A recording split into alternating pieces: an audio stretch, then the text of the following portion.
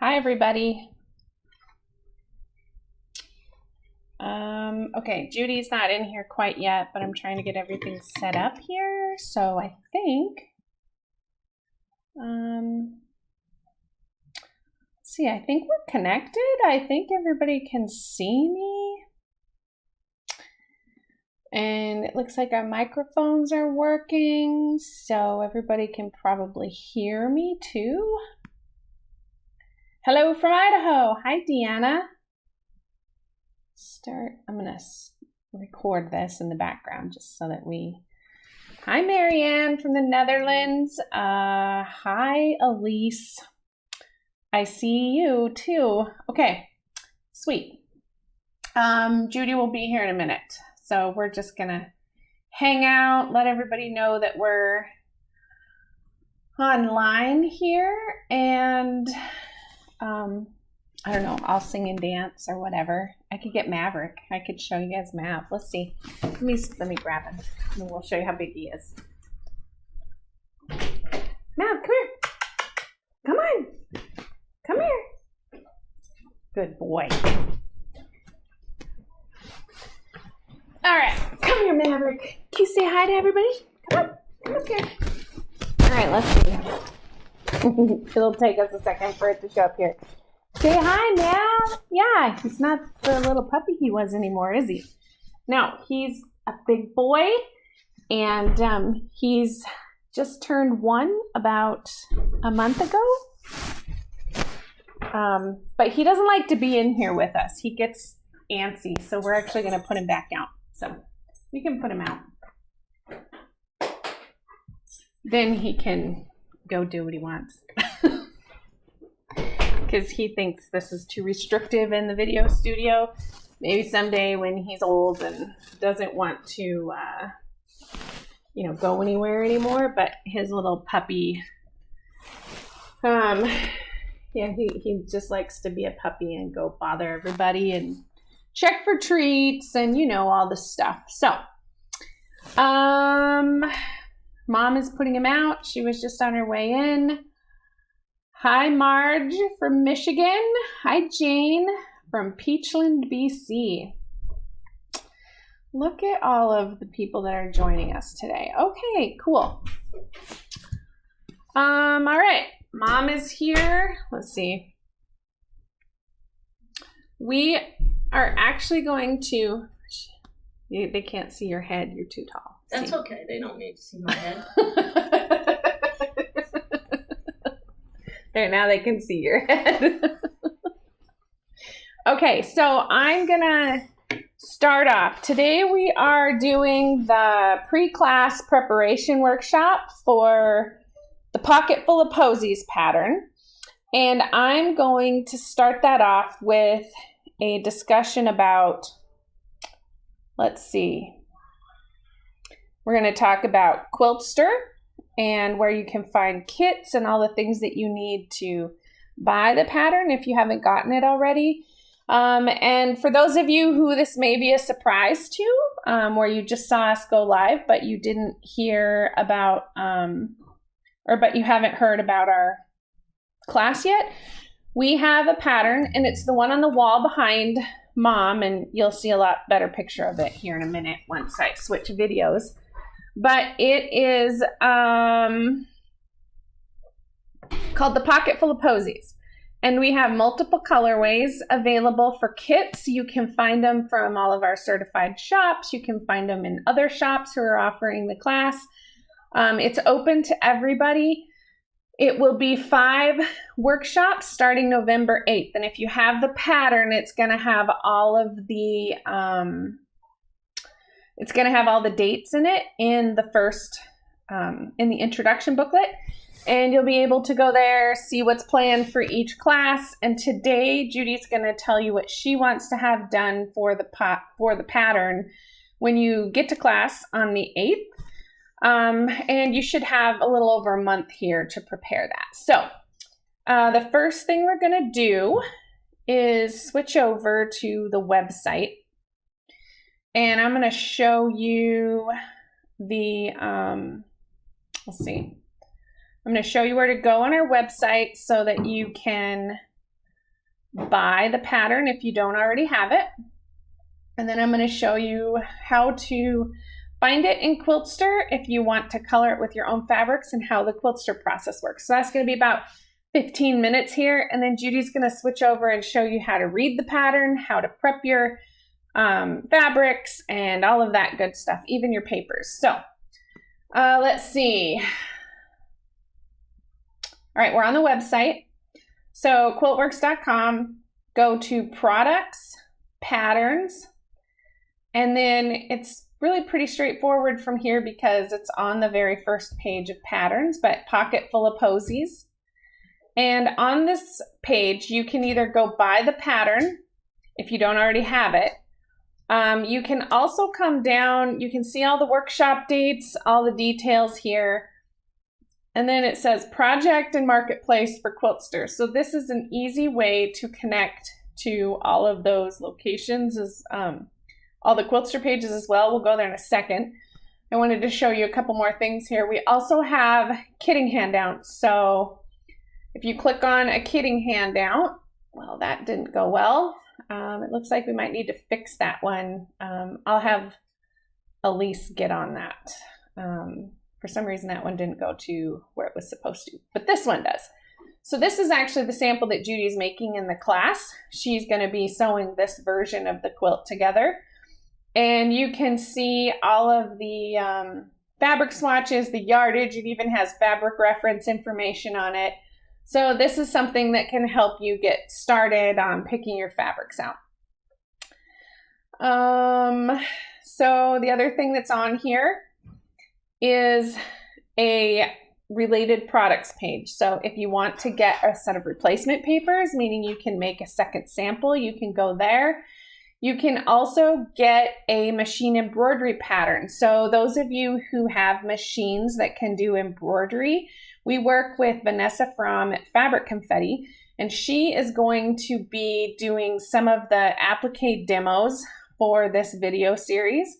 We're actually going to show those to you all up front this time, which is a little different than the past. So in early November, you're going to get access after the first workshop to this, along with some applique stuff that Judy's going to show you. And that'll give you the chance to choose which option you would like to do for your video or for your applique.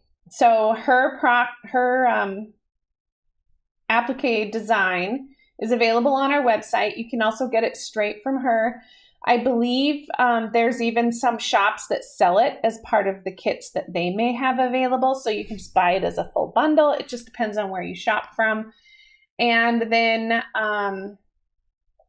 you can, that pattern will give you the ability to do digitized embroidery. One nice thing or one cool thing or different thing about this version is that most of the small leaves, dots, and even a number of the stems are all embroidery. So if you choose that option, then you may not have to have extra fabric for those pieces, although they don't require a lot. But it's one nice thing about the embroidery pattern. So if you already know that this is something that you want, I'd encourage you to get it now. If it's something that you want to wait and watch the demos on, we're going to be showing those to you up front. So you can make a good choice there. There's also an image here that you can open, save to your computer. You can print it out. You can color it if you want. Or we're going to be showing you the options in Quiltster. So I'm going to go back up to these Quiltster links and click on the marketplace. So the marketplace first takes us to a location on Quiltster where you can actually just buy a kit from anyone that has it available. So when you click on this page, you're going to see Granny Sassy Designs has a number of options available. Quiltworx has a number of options available. There might be a few others here. So Many Things, Always Quilting. And they come and go as well on this page. So if you click on Marketplace, it takes you to a place where you can just go straight in and buy a kit from one of the sellers in the Quiltster platform. Or you can actually click on, I'm going to go back to the website here for a second. You can click on project, and this will take you into Quiltster. Now you have to have a subscription to Quiltster in order to use this. So I have to log in here. And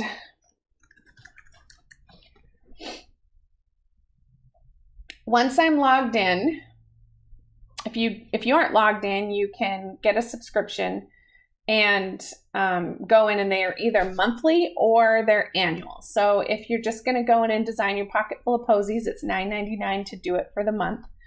So it opens up in the quilt pattern, in pattern library. I'm going to show you another way to get there.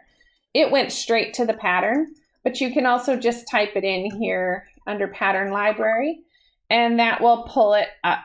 Elise says she's fixed the Hoffman kitting sheet for pocket full of posies, so everyone should be able to see that now.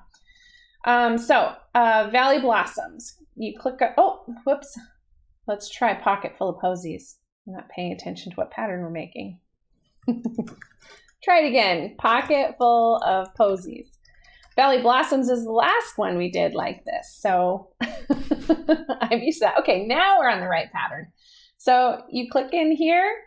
You can actually buy the pattern out of Quiltster as well. So you could just add the pattern to your cart and purchase it.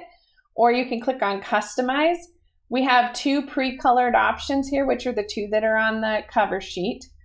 One uses McKenna Ryan and the other uses the Joyful Collection by Eileen Batik. Or you can open one up and you can design your own. So we're just going to call it My Special Kit. So I do want to make a couple comments about this. It takes a little bit to open. The reason why is it's got all those small applique pieces on it. So give it a chance. And as you color it, sometimes it can take a little bit of time to move from one view to the next. So just watch this, and this will tell you how far along in that process it is. And then once it's open, make sure that you're allowing it to go through the save process, and I'll show you those details as we go here just to make sure. Oh, Mav thinks he wants in. So if you hear a dog bark on occasion, that's why.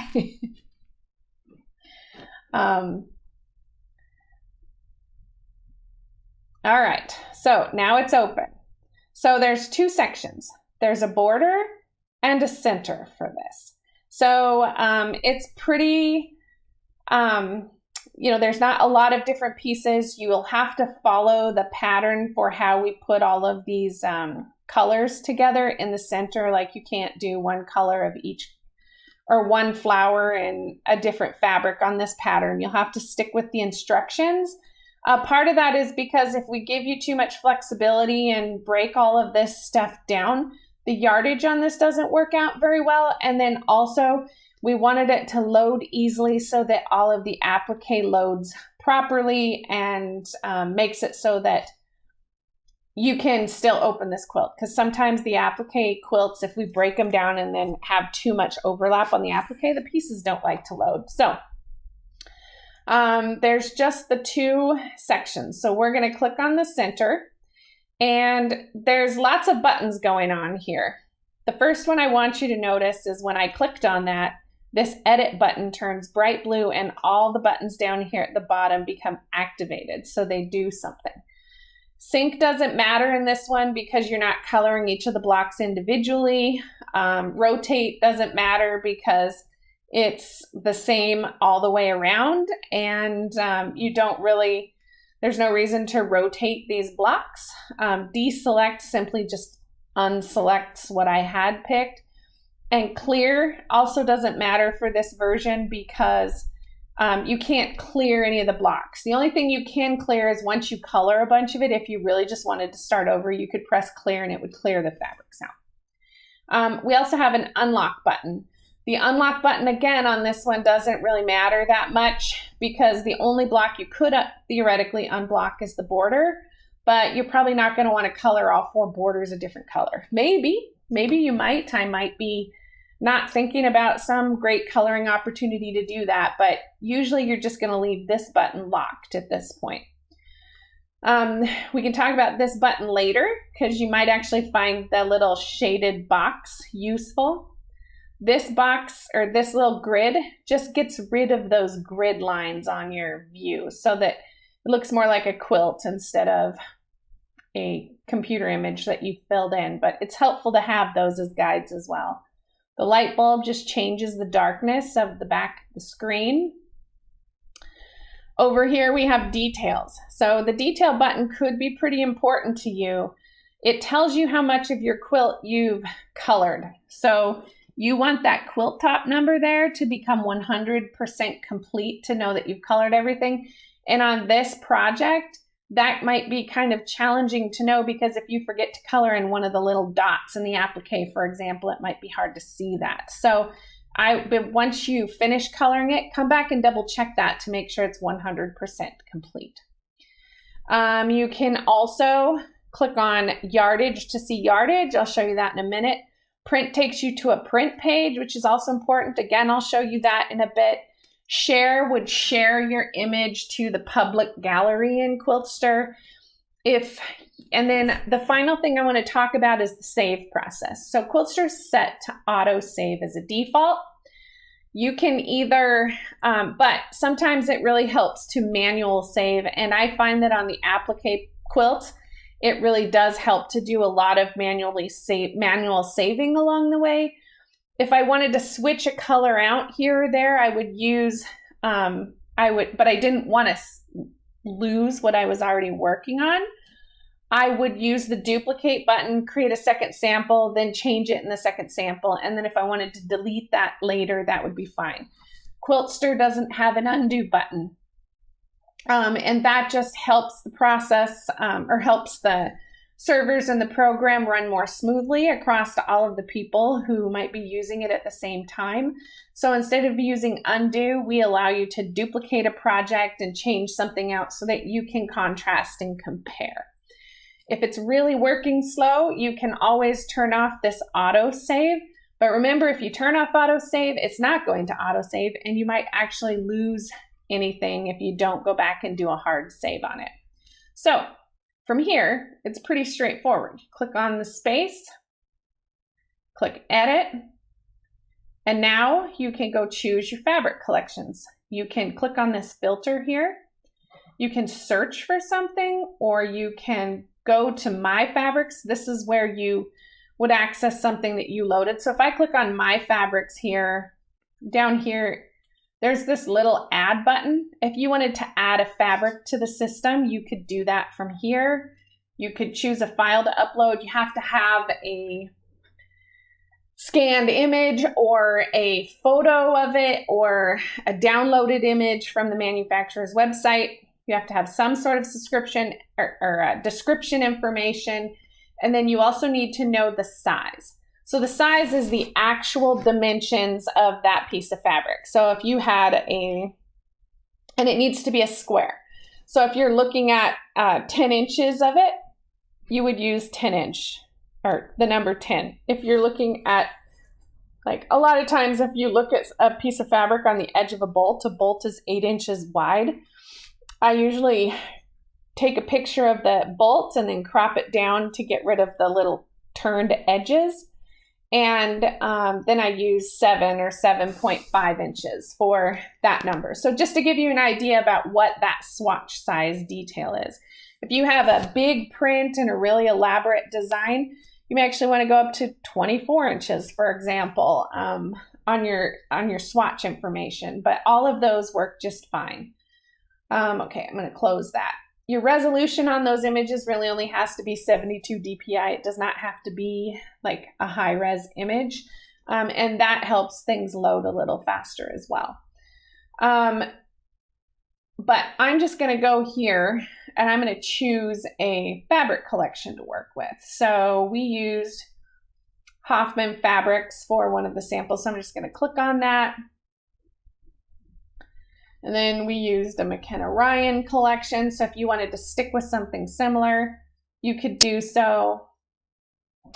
And then you could see all of her fabrics that are in the system. You might want to double check to make sure that they're current fabrics and not something that's been discontinued. We're actually going to use, let's use Congo Bay just because this is a new batik collection from hers and I've just been working with it a lot lately, so I know it pretty well. So we're going to open that up, and then anything that you can see that's highlighted, that's the part you're going to color. So it's really just that simple. If you scroll up to the top, you can also see boxes that have fabric references underneath it. These match everything in your pattern, and they're linked to an area in the quilt in the other window. So you can see as I click on a different space, the location of the pink highlighted box switches. So from here, I can start choosing my fabrics. And I'm really just clicking on a space and adding the fabric in. So this is a super easy process at this point. And actually, this collection kind of works cool because it's got a lot of greens in it for the leaves. So yeah, I mean, it's really straightforward to color this.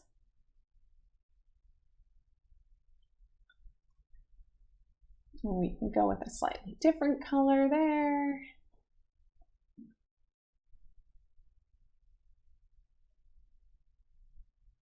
So if you've never used Quiltster and you've been a little afraid to try it, I would encourage you to test it out, especially with a project like this, because it's really, once you understand the basics of how to click around the program, it's really pretty straightforward.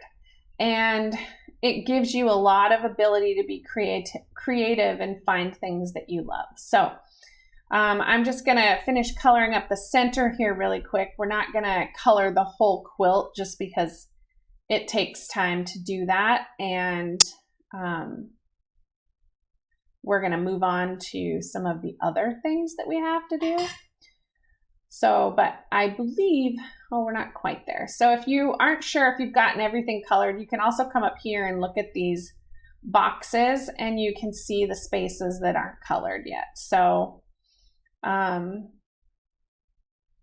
so yeah, I can just add some colors in on this real quick.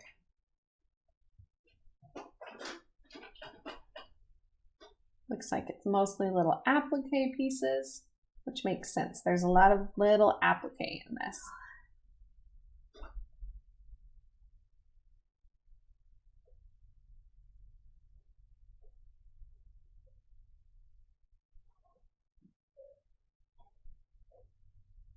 Okay, so there is our finished center.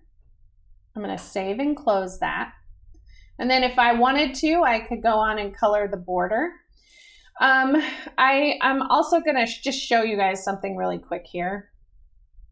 If I wanted to make sure that I was using only products that I could purchase, if I wanted to buy my whole kit out of Quiltster, that is an option here. You can also click on products I can buy, and that will filter it to only fabrics that are available. Now this collection isn't available through as part of the fabrics in the system that you can buy, but this does give you the option to purchase.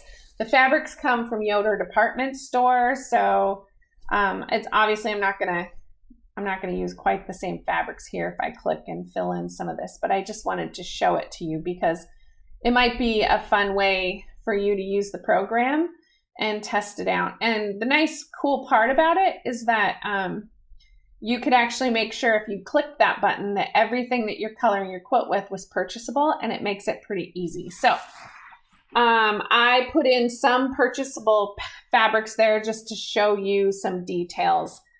So again, if I click on detail, it's going to tell me my quilt's not complete yet because I haven't finished all of the applique, but it does tell me some of them are available for purchase and some of them are fabrics I'll have to get from my stash. If I click on yardage, now it shows me all of the fabrics. And if it's something that I could purchase, it gives me these little icons that give me information about how much fabric might be available. I can also scroll to the bottom and I can add backing and binding.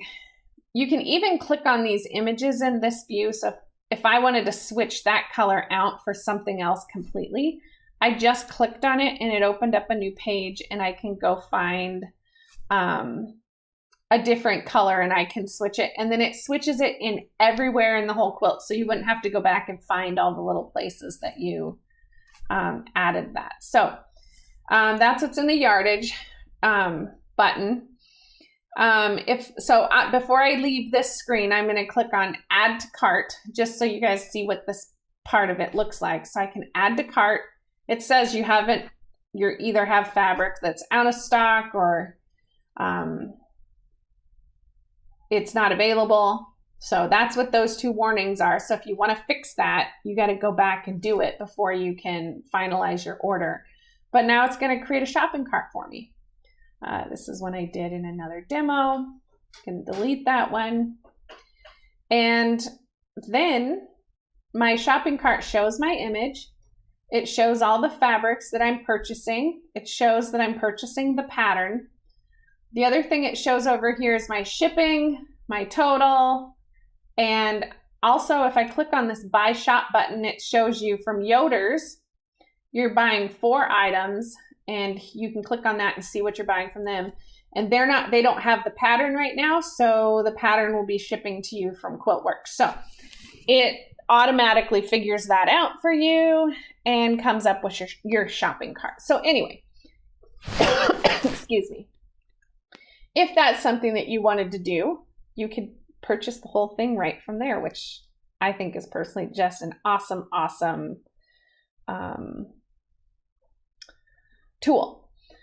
So we're going to go back to the quilt, and then I'm going to show you the last button I want to show you before we move on to the rest of the demo, which is the print page.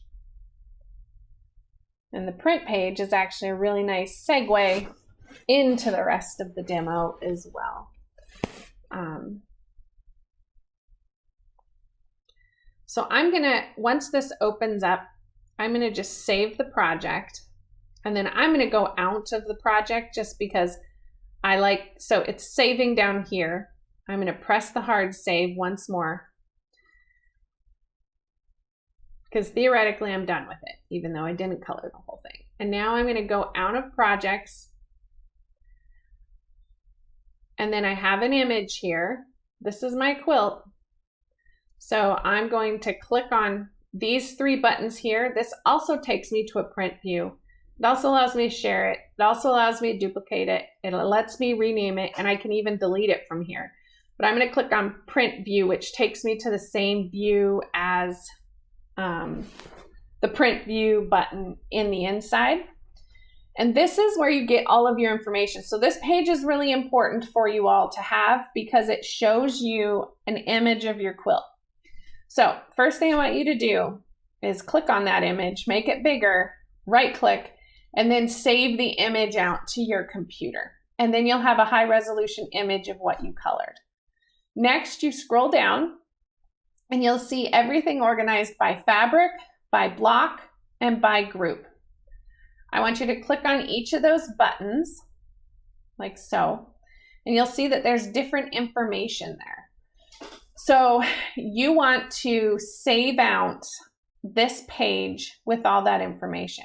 Incidentally, you could also bookmark this page and just stick it in your bookmarks on your browser.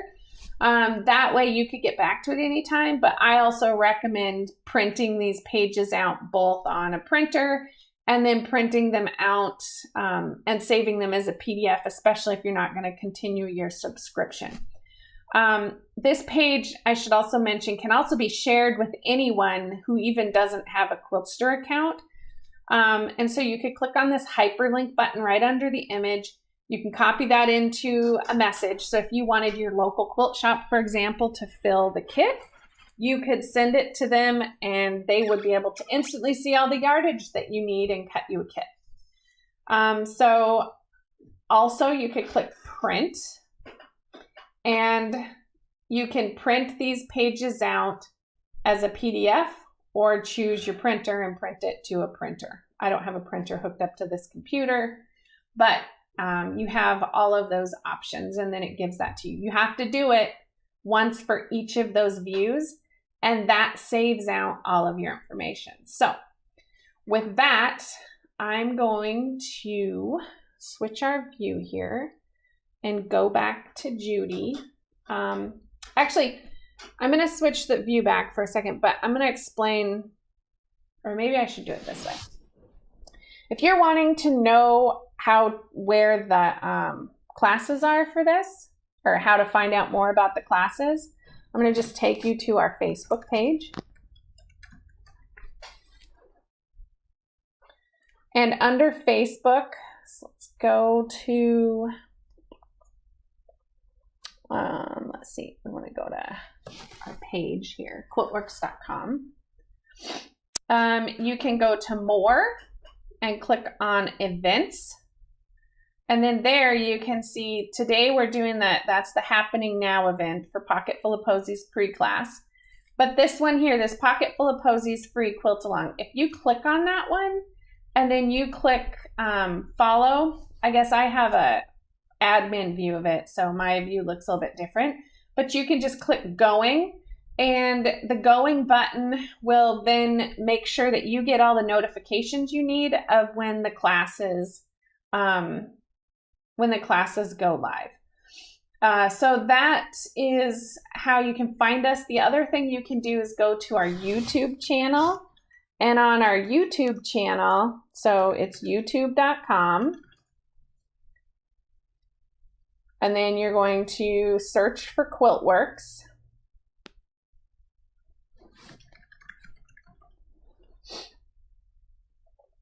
And you want this account here.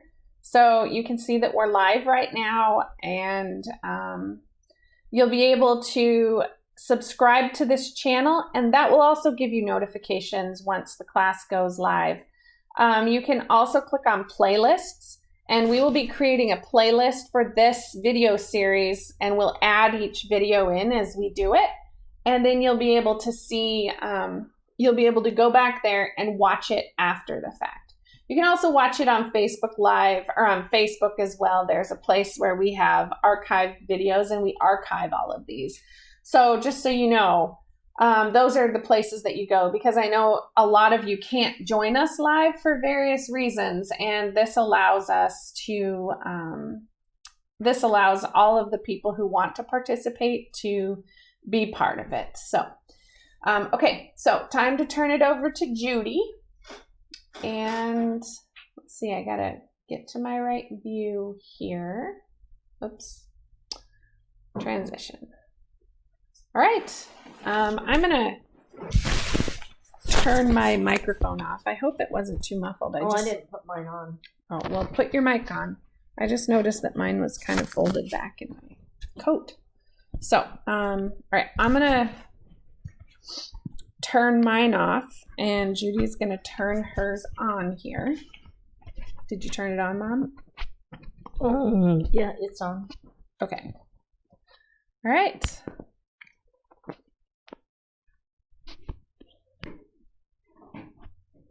Yeah, I gotta hide some stuff here.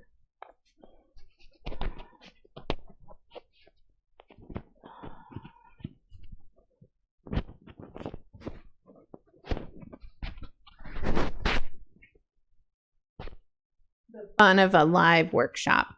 Yep. Judy forgot to put her microphone on. Yeah, you're fine. Can they hear me? Yeah. Okay. Okay, so first of all, I am going to go over again and introduce the pattern that we're doing, which is called, if you just have the pattern, it looks just like this, which is Pocket Full of Posies. Okay, and if you look on the wall behind me, the quilt that we actually have here, this was done out of McKenna Ryan's fabric. And we're going to do several sessions on the different parts for this particular quilt.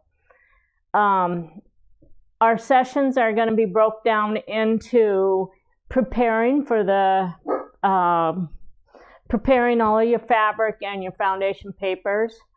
And then we're going to get into paper piecing, and then we're going to do some applique, and we'll have 2 sets of applique instructions, but you'll be able to watch them before you choose which one you want to do. Then we're going to get into curve piecing, how to assemble it, and then the border outside, which the border in this quilt is actually what we would call that corner right there. All right.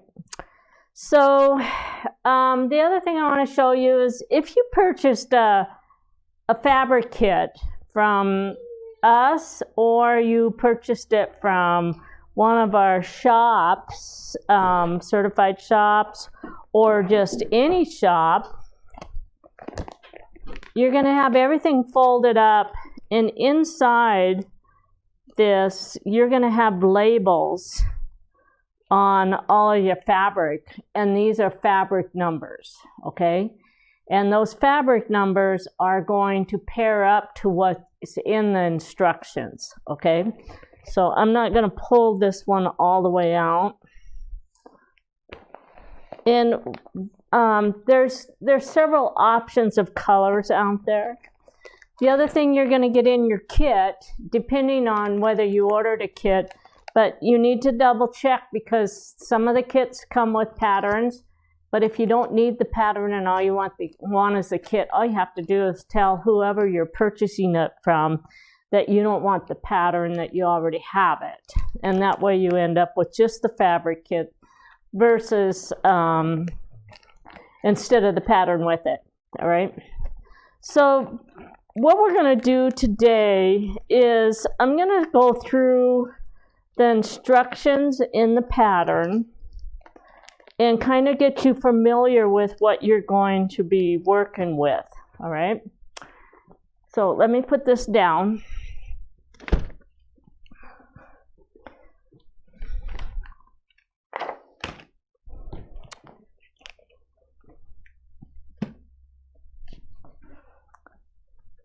If you guys open up your patterns, which I should do right here for you, you noticed that there were several things in here for you to keep track of. The first of it is your cover sheet right here. So I'm just going to pull that out. And then you get one group of instructions, and then you have another group of instructions, okay? So one of these sets of instructions, and then there's a third one that's not in a bag. It's just separate, all right? So you should have 3. The first one that I'm going to talk to you about is called Pocketful of Posies, and it's the 99-inch general information. So basically, our demo today is going to pretty much come out of this folder right here, okay? And then a little bit's going to come out of this bag, because this is where we're going to get into showing you how to do your paper piecing and how to sort through all of your instructions. I know those are kind of hard to, like, you can't see the wording and stuff because of the lights in the room, but just that book, which book was that? This book was it says Center Group Booklet 2. There you go. Which is going to be everything inside this blue is border, sashing there, okay? And then the next booklet is called Basket of Posies. And the Basket of Posies is the corner part outside, which is your 4 corners that turn the center into a 99-inch quilt, okay? So those are the things I want to kind of go over with you. All of the papers to make the center are in the booklet for the center. All the paper for the Basket of Posies are in the instructions for that. So that's what your instruction booklets are going to look like. Also, I want to mention, because a few people have asked, what if I don't want to make the border? So if you don't want to make the border, we don't have it for sale that way on the on the website, but you could just call and custom order only the center section of it, and we'll only send you the center block and then not the border piece. But that's going to have to be a custom order right to Quiltworx in order to get that piece. So, okay. So now what I want to do is I'm going to show you, I took my pattern and I made these booklets out of it. So I have 2 books because it won't fit in one book, all right? And so the first booklet is going to include the general information and then everything for the center. The second booklet is going to include everything for the border, all right? And we're going to just work on these booklets today, and I'm going to show you how. So what we do is we just build a binder here, and we put all of our instructions in these sleeves, plastic sleeves here, and we cut it apart. So just take your patterns, open them up to the very center, and then you're going to pull the staples out, and all you have to do is just take your ruler, place it down here, and cut this into sheets, okay? And then each one of these pages is going to have its own pocket here to where you can pull it in and out if you need to, all right? Behind that, you're going to put your foundation papers, all right? And I'm not going to get into where the foundation papers go yet because we'll work through it as we get deeper into our instructions. But I separate out the foundation papers into the different booklet groups that we're going to be working with, okay? And then including the applique. So I have all of my papers in here as well. And that's my booklet 1. Booklet 2 is the same exact thing. I took the instructions and we just cut them apart and we put them right here in the front. And then we took the papers that were inside there and we separated them out and put them behind there. And then we're going to work through this to show you what to do with them, okay? I should also mention, I haven't had anybody report any corrections to me yet, but if we do have them, there's a scan code on each of your pages where you can go find corrections on the website. And if you, actually there might be one. Anyway, just go double check that. And what most people do is they just print out the page with the correction on it and slide it into the booklet right on top of their book. Of their existing book. Exactly. Okay. So we're going to set this one aside for now. And I'm just going to get into this booklet. And so if you guys are following along, the first thing we're going to talk about here is the Pocket Full of Posies, and it's the 99-inch general information booklet, all right? So I want to go over what's in these booklets because in every single pattern we have the first 4 or 5 pages is just general information that we use for every one of our patterns. And so I want to just quickly go through some of that with you. Okay, on Pocket Full of Posies, basically, if you look on page 1, there's a place down here. So the very first paragraph is general information, and it just tells you that it's Bradley and I that designed it. Vanessa designed part of the applique, and for the digitized applique, and then it tells you how many booklets that you're going to have when you open it up, okay?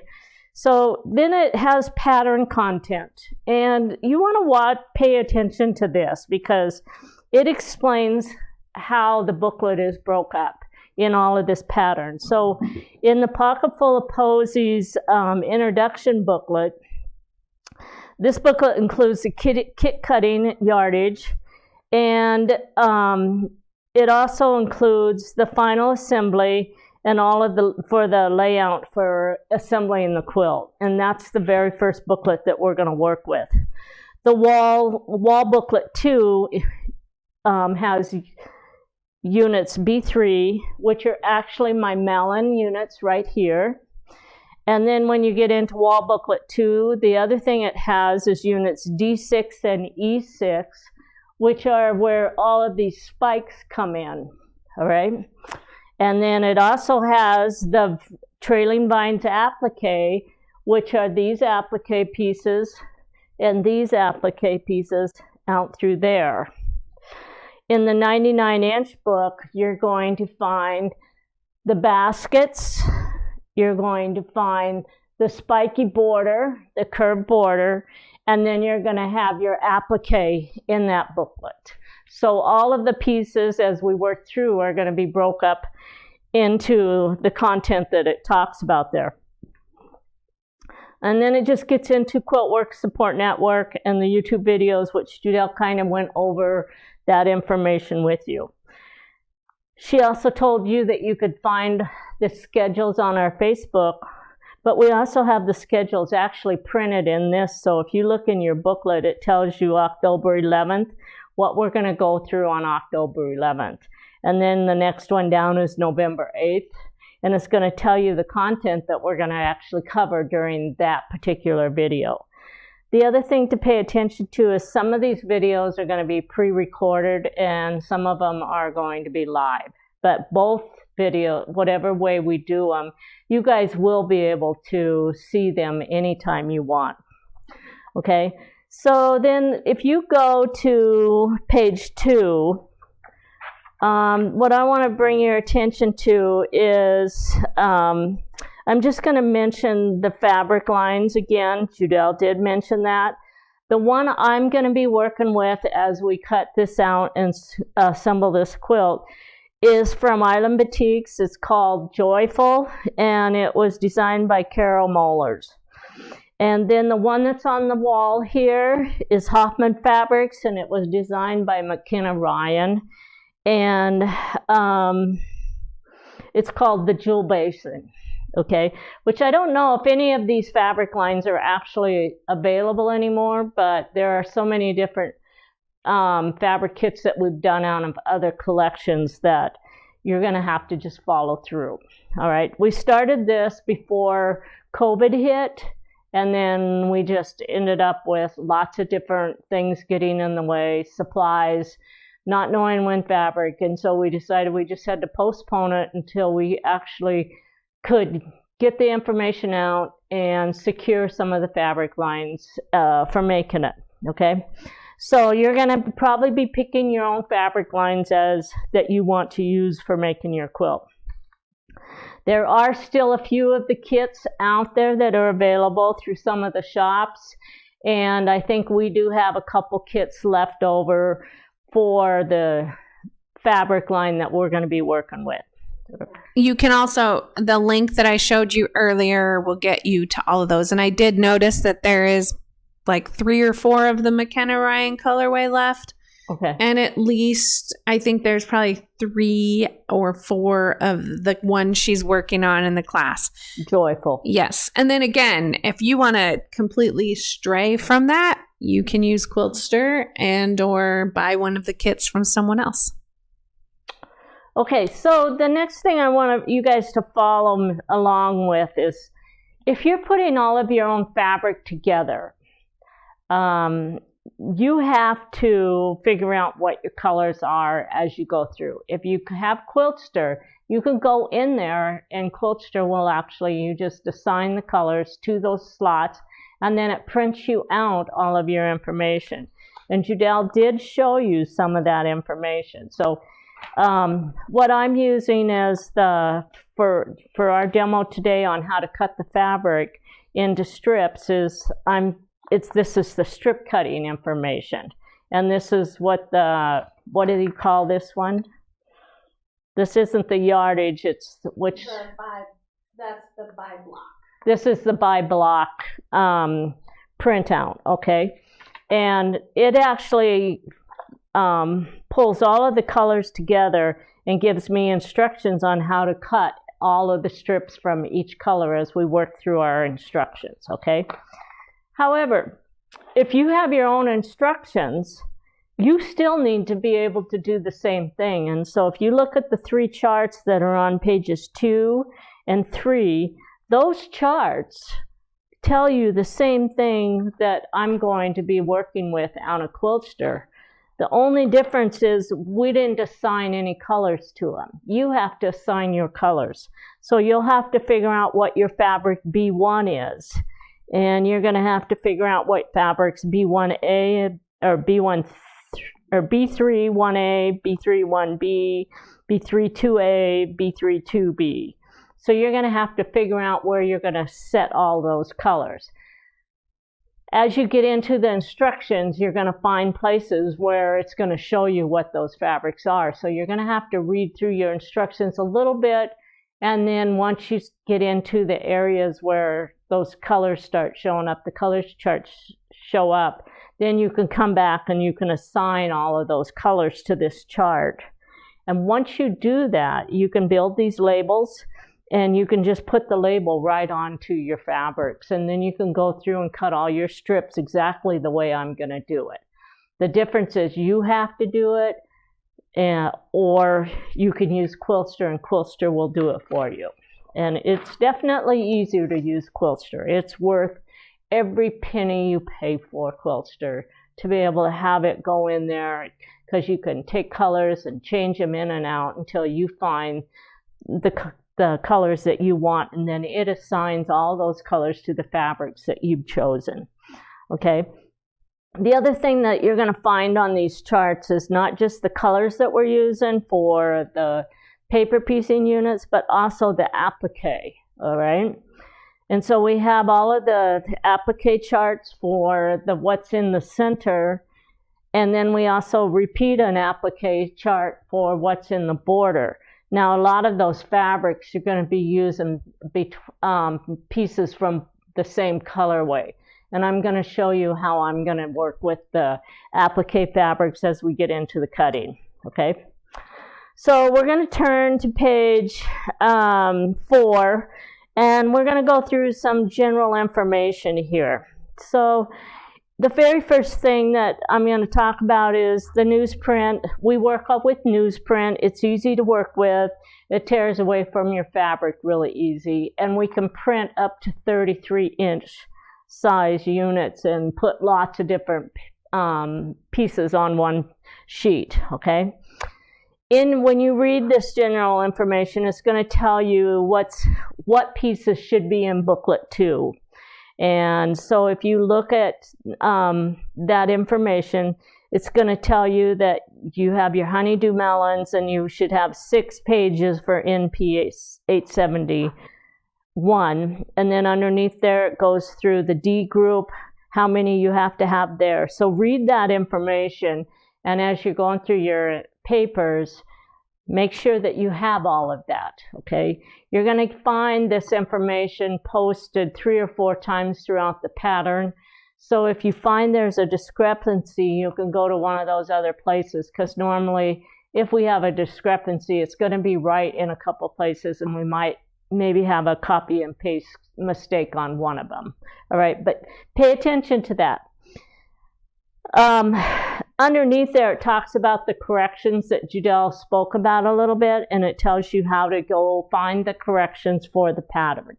As we're working through this over the next few months, if we find corrections during the class time, we will actually get those posted out there so you guys have access to them, okay?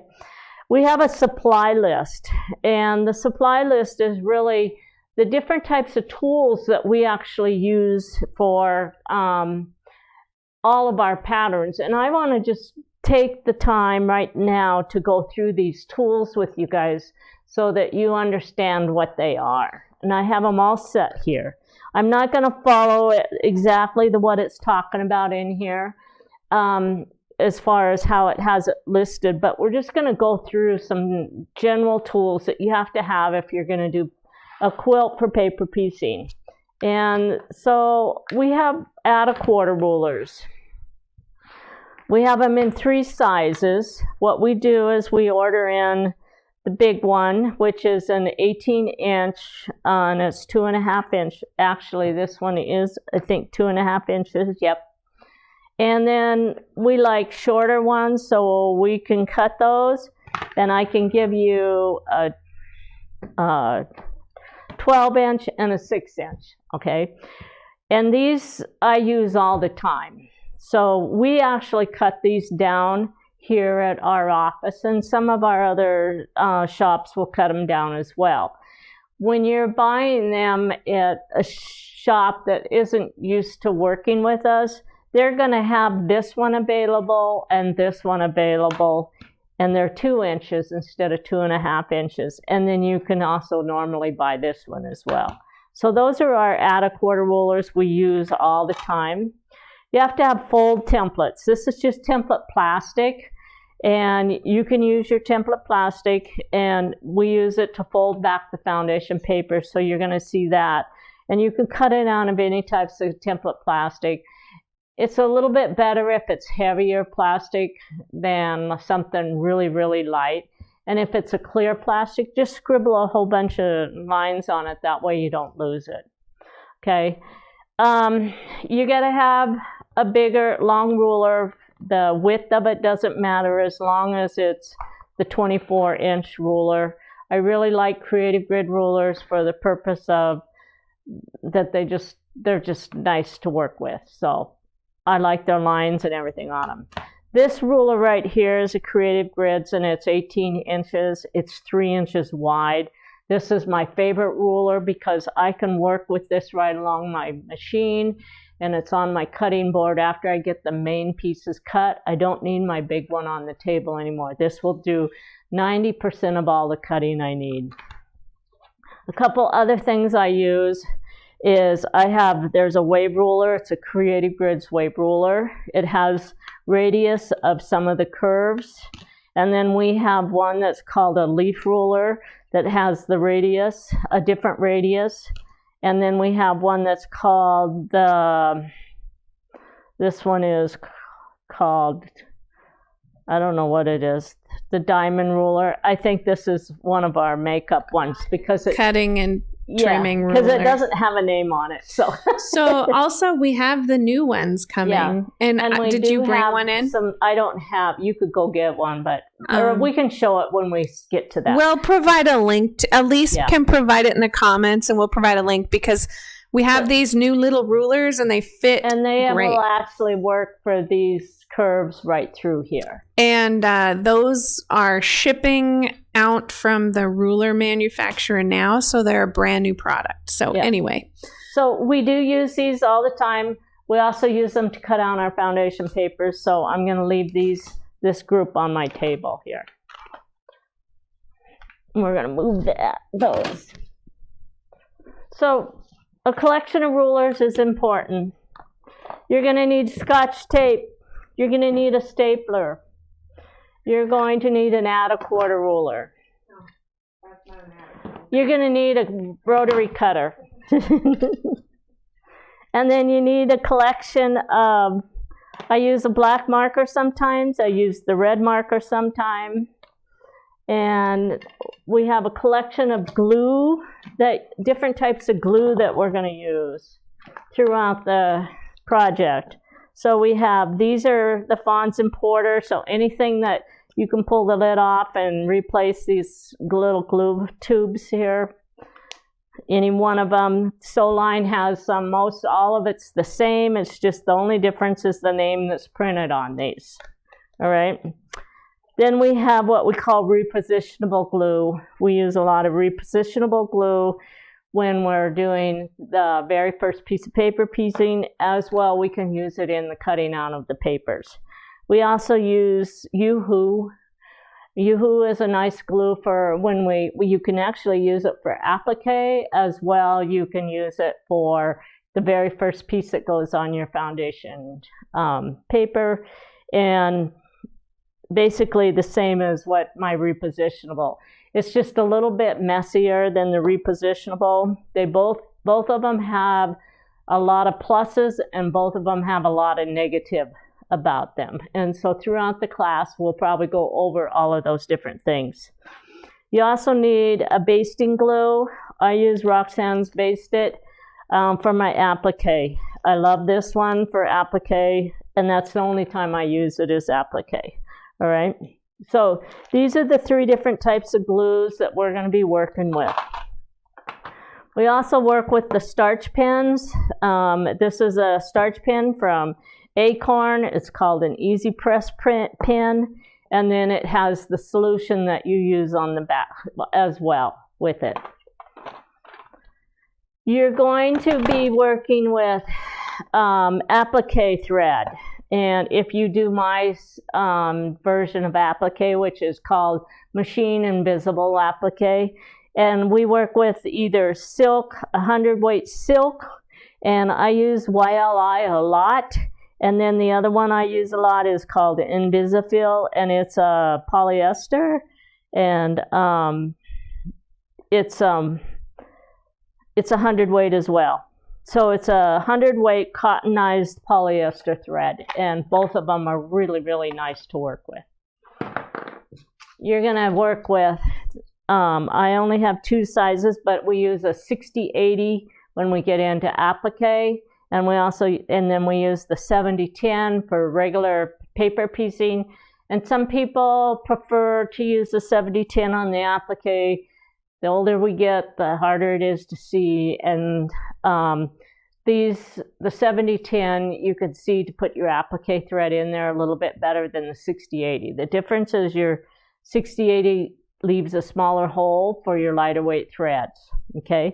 The other needle that a lot of people use is an 80-10 as well, and they use that for paper piecing. So, you know, don't get hung up on the needle sizes. It really has to do with preference, and I prefer the 70-10s, although the 80-10s work as well. All right. You're going to need flower pens. You can get boxes of them, but you're going to work with your flower pens when you're doing your cutting out your foundation papers as well. You're going to use those all the way through when you're working with the paper piecing. We use paper clips. Large paper clips are awesome.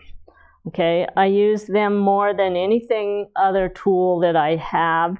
And I buy them in boxes of 1,000. And they last quite a while for me. I can usually get through a couple boxes of 1,000 throughout the year. And that's even with me giving them away to a lot of my students. All right.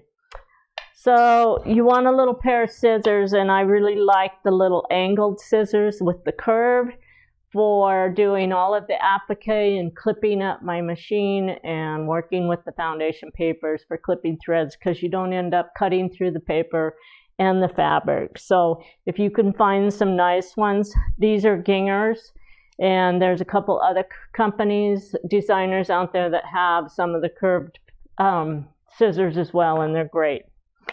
A purple thing, we use the purple thing for applique and for turn under applique. And there's other products as well as the purple thing that you can use for the turn under applique.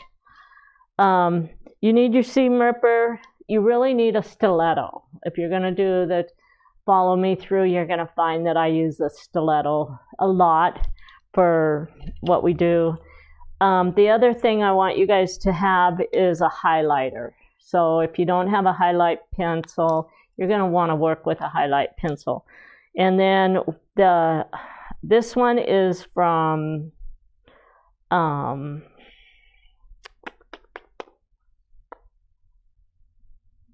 trying to think of the company. This is a great one. And I just forgot. Uline. Is it Uline? No. Soline. This is a Soline chalk pencil, and it comes with different colors. You can get like a pencil color, a pink one, and white chalk, and it erases away. This is an awesome one. We use it all the time. I use it every single day, probably 20, 30 times a day. All right, and then just some regular pencils. Extra glue, you're going to use a lot of this glue. So make sure you have the refills. And the other thing we use a lot of is bags. So I just get my bags and I put labels on them. And then you're going to use binder clips. So make sure you have a box of binder clips that you can use over and over again.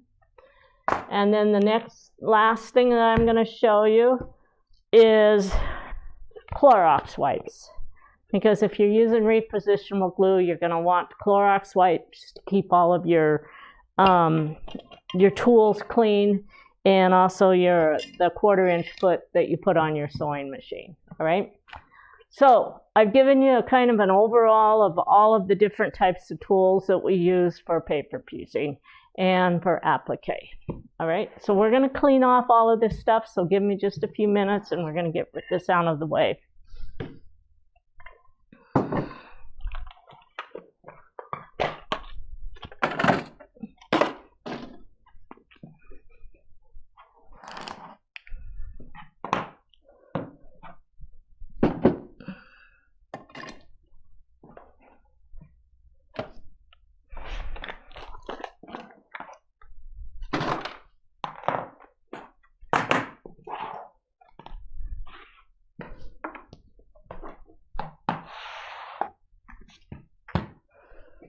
Okay, we're going to go back to our book, and we're going to talk about, so I went through all of the tools that we use, and then basically there's a definition there of the most common tools.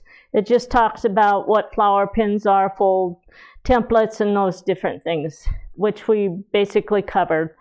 Now you get into the general techniques, and that's on page 5. But it talks about foundation strip piecing.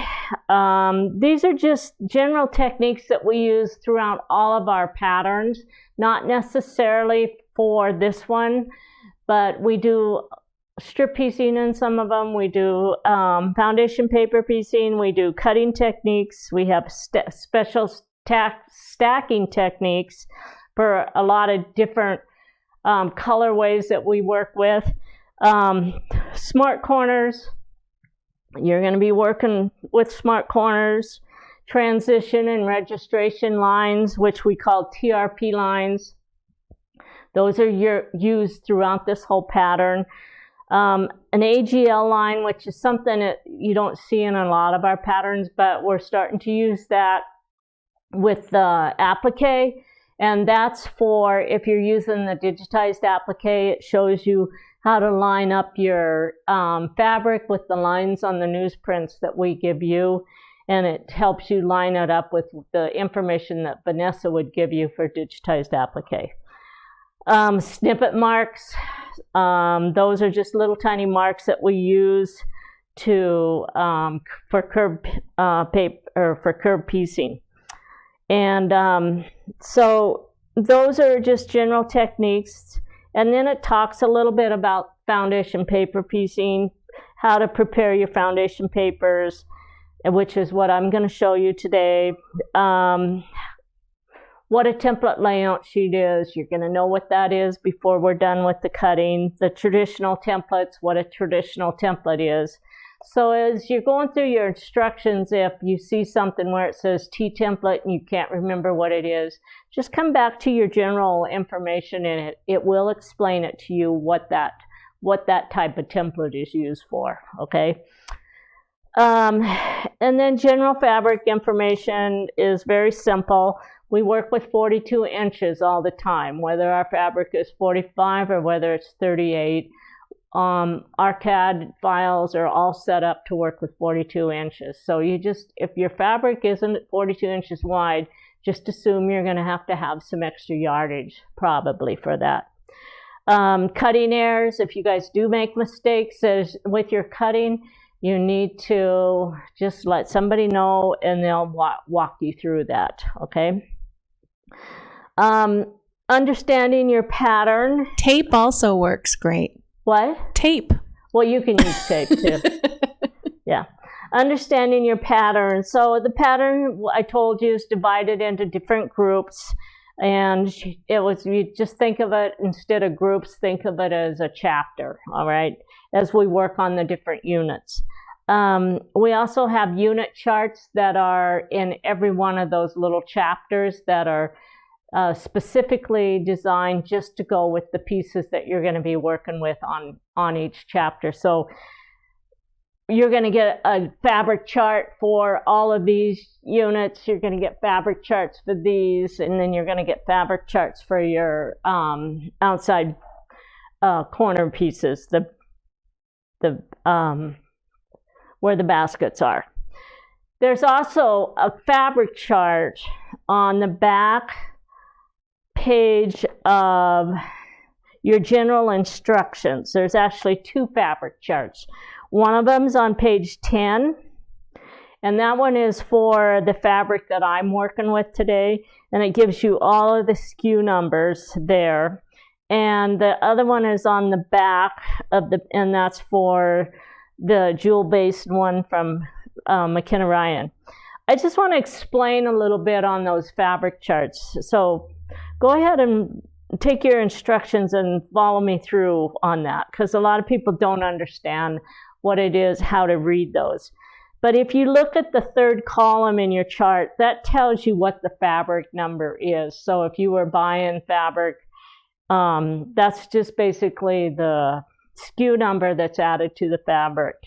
And I'm going to mention too on that, if you don't no, you might be like, well, what's 1895 554 treetop? I don't know what that is.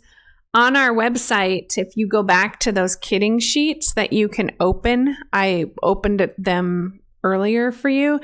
It actually shows you a color image of all of those fabric references, and you can easily tie that back to a color and visually see what it is. But we don't put that in the pattern because our instructions are printed in black and white, so it doesn't make much sense. Okay, so then if you look, it says that you need 5/8 of a yard of that. And then that's in the middle column. And then if you go to the first column, it tells you what fabrics are will reference to that. So your B1 fabric, a C AP2, which is part of the applique, a C AP4, which is one of the applique colors, a D AP4, which is an applique, and a D AP7. So what we have to do with our fabrics, because in Quiltster you can go in there and recolor it and do whatever you want with the colors, and once you change out the colors, it's going to change all of that information, because what you're doing is you're assigning a color to this slot right here, okay, or that template layout sheet. Then you're assigning a color to the spikes, each of those spike colors. And so if I have these colors and they're all the same, then I'm going to be I have 3 colors assigned to that. If you guys assign 3 different colors to those spikes, then that yardage for those spikes is going to be assigned to 3 different fabrics. So basically, when you look at the fabric references, those are the fabric numbers that are assigned to the color that you chose for those slots. So if you look at the second column, there's a C1 fabric, a C3B fabric, and a D4 fabric, which means that the C1 and the C3B fabrics are actually going to be used in this piece right out in here, and then that D fabric's probably going to be used out in your border. And so it's just going to show you all the different type places where that particular fabric is going to be used. And when we get into the strip cutting, you're going to understand that. Okay. So the other thing I want you to look on that back page is there's some boxes, and it tells you what the pattern number, and then it also has a list of all of the papers that are in there. That information is actually what we package and put in our pattern. So that's another spot where you can actually look to make sure you got all the papers that you were supposed to get. The other thing I want to bring to your attention is the print date on the very bottom of the back page. It tells you what day we printed this set of instructions. And if we made a correction after that date, so if this one was printed on 10/10/23, so if I actually had instructions that we put out on 10/15, then they would not be included on this. If they were instructions that were put out in 2024, they wouldn't be included on this booklet. So when I go to download any type of correction to this pattern, I look at when that date, the print date, and I only have to look at the corrections that are after that print date, not before that print date. Because if the correction was made before 10/23, then it's already in this set of instructions, because we add those corrections as soon as we find them to the main pattern, okay? So a lot of times you look at all of the instructions, you think, oh, there's a lot of corrections, but you might only need 2 of them, or you might not need any of them. And that print date is how you tell whether or not you need those corrections. All right. So let's flip back, and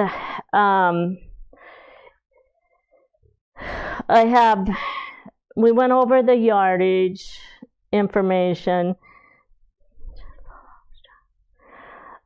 There's some general cutting information. Just kind of read through that. It's just very general based on how we work, how we cut things, large paper clips, what you're going to use when you're doing that. Then you get into general piecing instructions. It talks about the tension, the stitch length, the needle size. You guys have to realize that that's what I use. So if you use something a little bit different, then that's okay. Just because that's what I prefer to set mine at doesn't mean you have to, because every machine is going to be a little bit different as far as where your tension is going to be set up. And then the paper weights that you're working with. If you're working with foundation paper or newsprint, then of course you're going to want your stitches to match what that paper is. But if you have to work with some other source of paper, then that tension is going to change with a different source of paper, all right? Thread sizes, I work with 50 and 60 weight threads all the time when I'm doing paper piecing. Some people like to work with 80 weight threads. I prefer the 50, 60, that's my preference. So you guys have to try those threads and decide whether or not you like them and what you want to use, okay? So it also talks about fabric glue, sew sides, pressing, but just kind of read through that general information. I do want you to realize that that general information is also in almost every single pattern we publish. So once you've read through it, and if you've done our patterns a few times, you're not going to read it again, because you're going to look at it and go, oh, I already know what that is, all right? But we have to put it in every pattern, because we have to assume that some people have never worked with any of our stuff. So this is things for everybody else to look at. It also gives you an example of what chain piecing is, which means that we run several pieces through all at the same time. And then on page 8, it talks about the final assembly. Okay, I'm not going to get into this too much today because we haven't even started, so there's no reason to explain how it's assembled. But I do want to bring to your attention that when you start to assemble your quilt, you do need to pay attention and read this, because I get a lot of questions from people, or they'll put it out on the support network. This isn't going together right. And the reason why is because they're not following the instructions on how it's assembled. Because some pieces, it's just like building a house. You can't put the doors in until you get the door frame in. You can't put a window in until you put the window frame in. And so it's the same way when you assemble a quilt, is you have to assemble it in the order in which we have it set up. Otherwise, it's not going to go together for you, all right? We have graphics there that you're going to follow as you get to the assembly. This one does have some Y seams in it, and so on page 9, there's some little pictures there that are that we kind of set up as small pictures. that kind of go over the steps of the Y seam, but the Y seam is really only right at the tips where you sew, when you sew the last 4 corners on. All right. So then when you go to page 11, Judel has this built up, and it's the whole quilt picture, and it has fabric numbers on it. Okay. So you can see kind of where, if you're working on these pieces right here and you look at this picture, it's going to tell you that those are B3-1B, B3-2A, B, and C. So it's going to identify the fabrics that are used in here and the different locations. So these fabrics are going to have a different number to them. All right. So when you're looking at all of those, realize that that's what those little numbers are, is those are fabric numbers. And it just helps you identify where your numbers are being used. And this is a really good reference to keep working, going back to as you're working through your instructions. Okay? So we basically covered all the general information in that first booklet. And so the next thing that I want to go through here is I'm going to go through the strip cutting and show you guys how I cut up all of the strips. And so when we first started, I'm not going to make you watch me cut everything. I'm just going to demonstrate how you're going to go through it.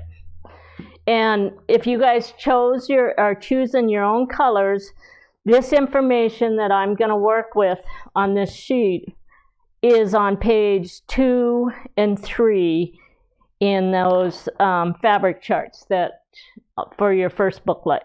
Okay, so you can reference back to them. If I open this up, it has every color that I have in my quilt, and with each color it tells me how many strips I have to cut and what sizes I have to cut. All right. So when I get my fabrics, I like to organize my fabrics. And I start at the very back of my sheet, and I put the last fabric that's in here is going to be on the top of my pile. And then I work backwards with it because I like to be able to cut this page up, then go to this page, and then work backwards. And so when I'm all done, I'm going to have the first color that's on this page is going to be at the top of my pile. All right. I like to print 2 of these. One of them, I cut up all the little pieces, or the strips, and that's my label. And then the other one I like to keep as a reference, just in case I lose one of those labels. It falls off of one of my strips, then I could come back here and look in my printout and see where that piece was supposed to be. Okay, so I'm going to set this aside, and I'm going to bring all of my fabric over here, and I am going to show you, these are the pieces that I have not cut. And these are the pieces that I have cut. So I have everything cut in order, but it doesn't necessarily match any particular order that's in the pattern. The only thing it has is it's just cut by fabric. So if you look, my bottom fabric is, I have yellows, and then I'm cutting different colors in all the different strips. So we're going to go ahead and start cutting here, and I'll show you how this is done.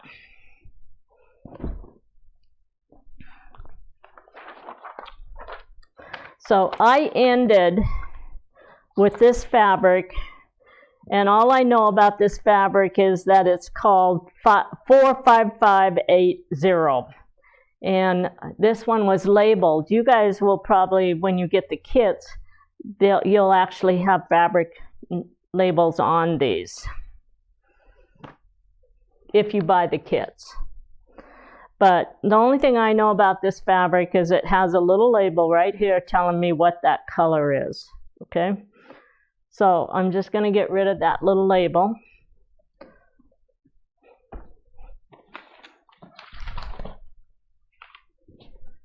And I'm going to look at this sheet here, and I'm going to cut the strips off.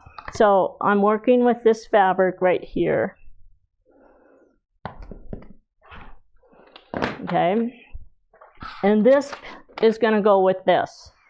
This color right here is going to go with this fabric. So I'm just going to put that, and then it runs onto the other page. So this one goes with this color as well. So I'm going to take all of these pieces, and I'm going to clip these on. I'm just going to use paper clip.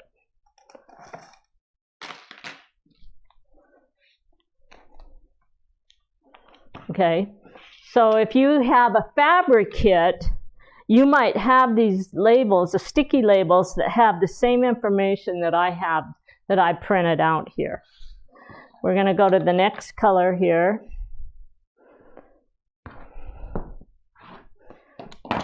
And I'm going to clip that one onto here.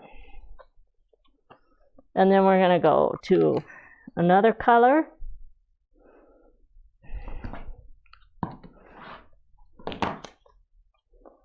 And this one's going to be clipped onto this one.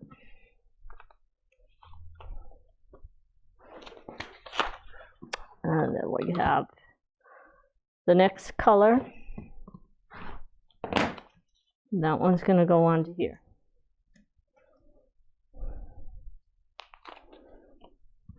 And this one is going to go onto here.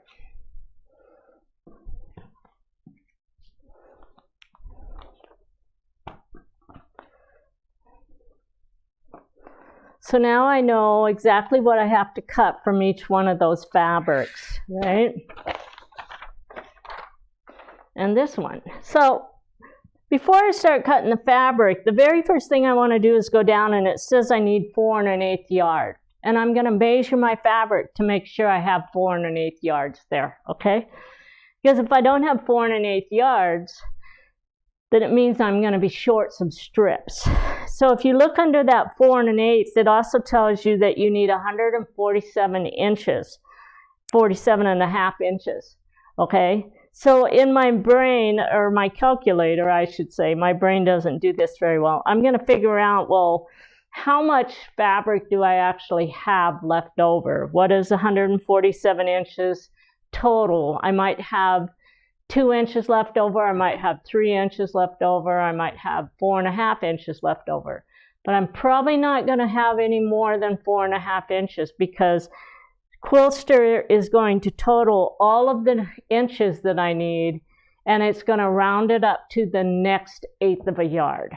Okay, so I'll probably have some left over, but I'm going to calculate that out. I'm just going to get my calculator, and we'll figure out whether I have left over. All right, and that's what you would do with your fabric. The next thing you're going to do is look at it, and this one says I need 4 22.5 inch strips, and it has all of my colors. So I'm going to actually cut these apart into labels. Now you can print this on label paper, and it works really good. Then you just peel the stuff off the back. You can buy the full sheets and print your labels, and then when you pull the stuff off the back, the paper off the back, it sticks right to your fabric. If you cut it on regular paper, then you're going to have to either glue it onto your fabric or use a paper clip. Whichever way works for you. I can tell you the label paper is the easiest way to do it, and you don't lose them like you do when they're just put on with paper clips. And the glue doesn't stay as attached to your fabric as well as the labels do. All right. Now I'm going to sort these out. And this says 1 24-inch piece. This one says 4 22.5 inch pieces. This one is 1 4.5 inch. And I want to start my cutting with the widest, the biggest piece. Because if I am short on fabric, the chances are I'll be able to get some of that shortage out of what's left over. This one says I need a 14-inch. This one is my applique, so I'm going to just leave the applique off to the side. And this one says I need a 12.5-inch strip. All right, so we're going to stack these in the order from largest to smallest, and we're going to start cutting our strips.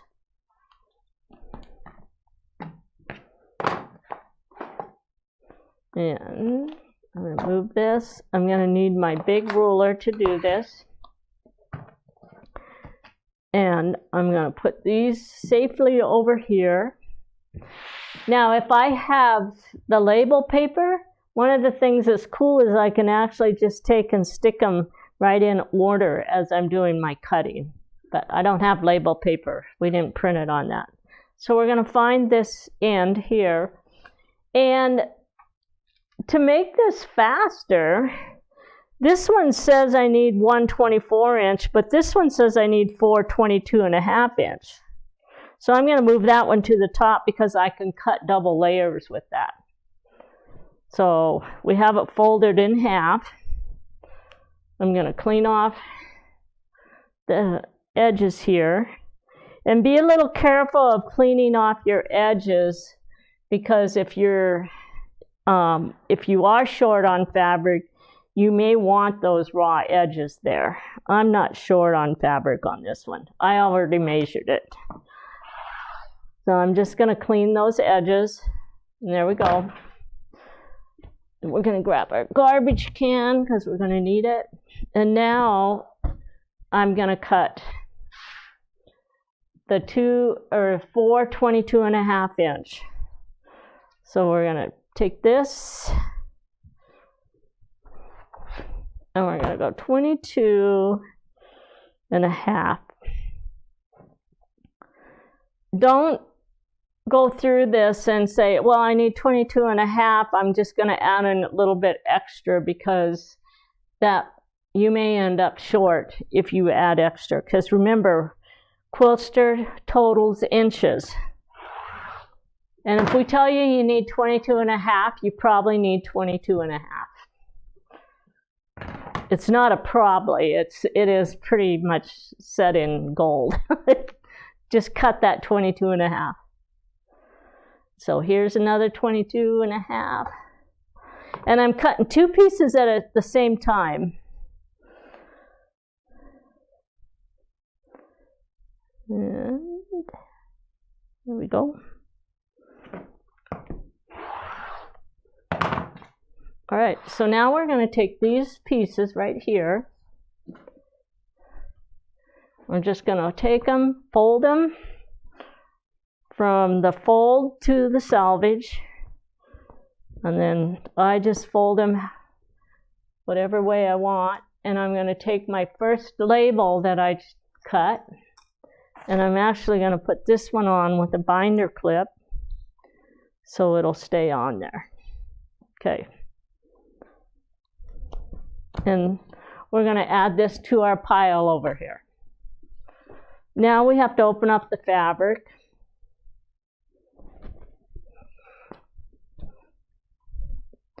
And the next cut I do is going to be 1 24-inch. So I'm just going to come over here, 124, make sure my stuff is on the line. Fold center to the selvage. The reason I like folding this way is because it fits in my bags. And then I'm going to take this label. I'm going to put a paper clip on it and put it in our stack. The next piece, it tells me 1 12.5-inch.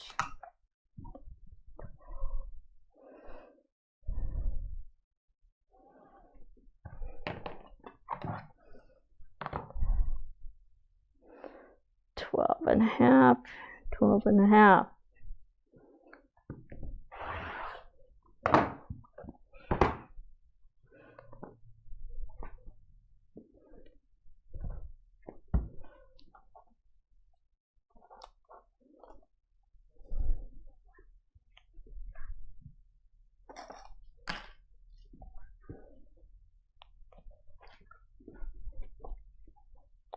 And the next one is 1/14 inch.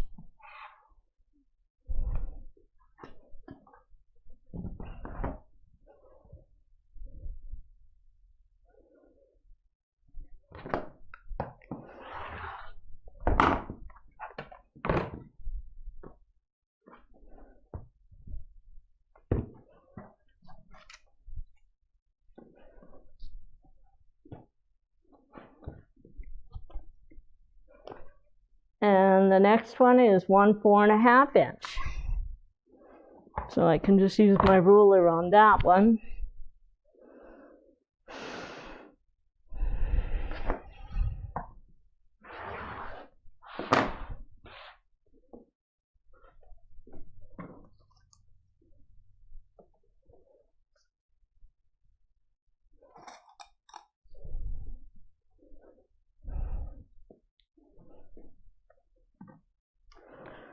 Okay, so this one and this one, this is 2.5 inch.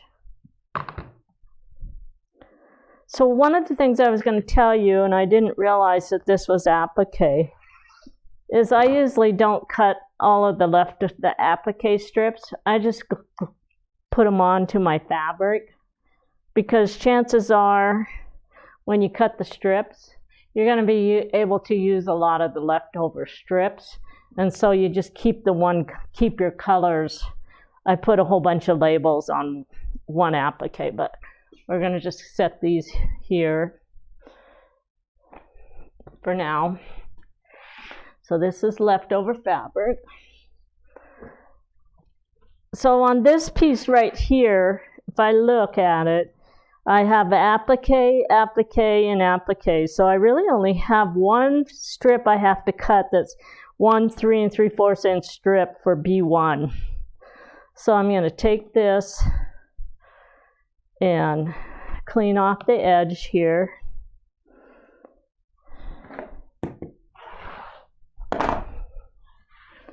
And then that's a 3 3/4 inch strip.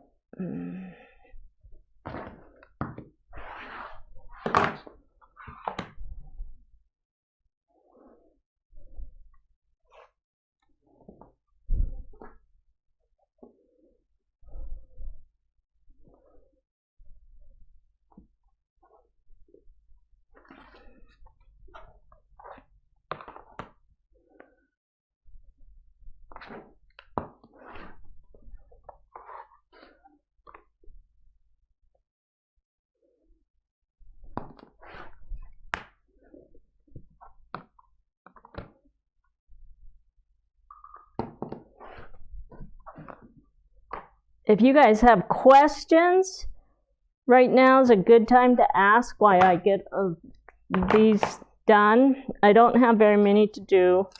This is applique. This one goes onto here.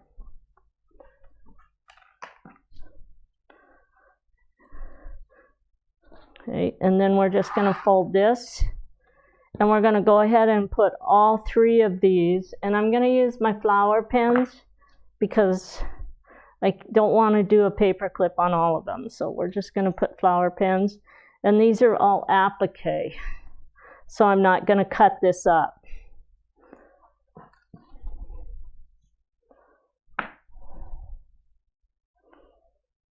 Okay.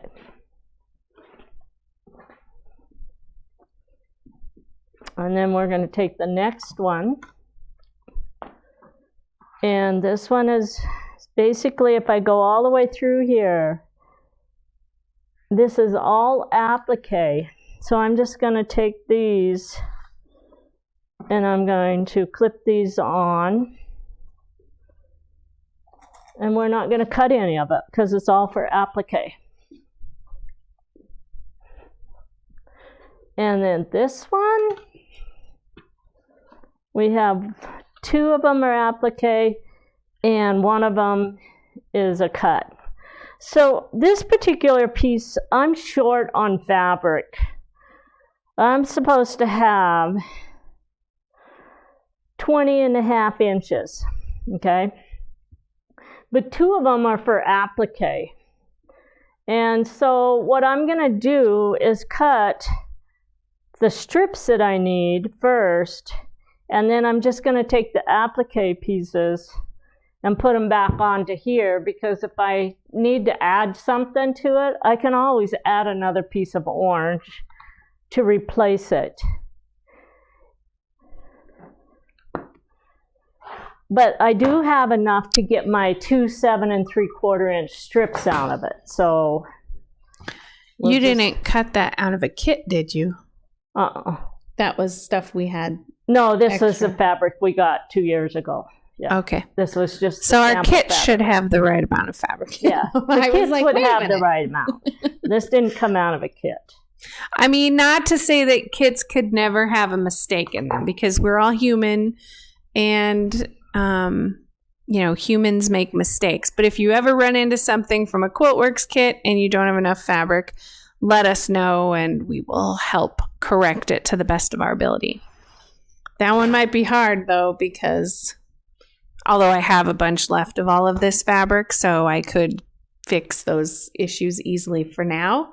But in 5 years from now, I might not be able to. So it's always a good idea, if you're not going to make a quilt right away, just double check your kit for the right amount of fabric before you,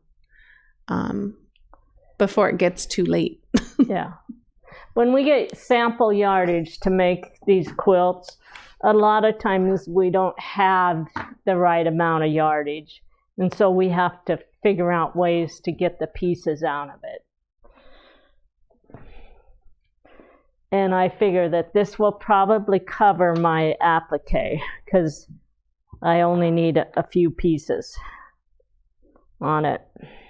So I'm going to take this one. And these are applique, so we're just going to clip them onto here.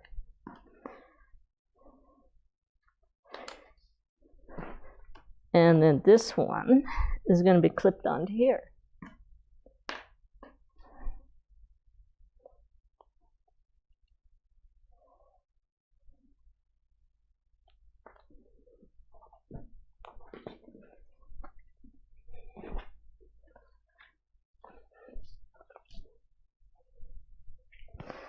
This color is all applique, so I'm not going to cut those.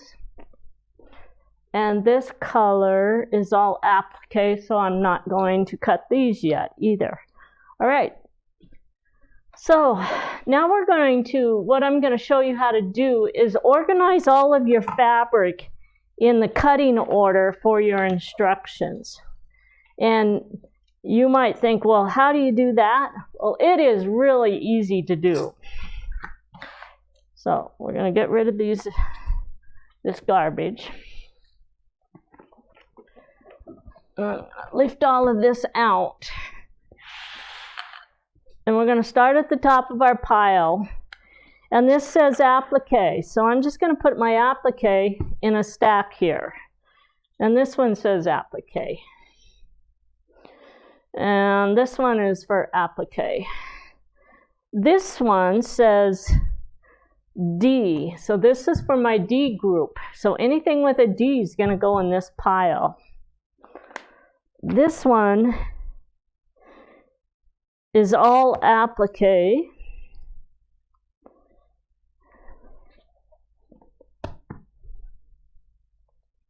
When I get into this one, this is a B1, so we're going to put our B fabrics here.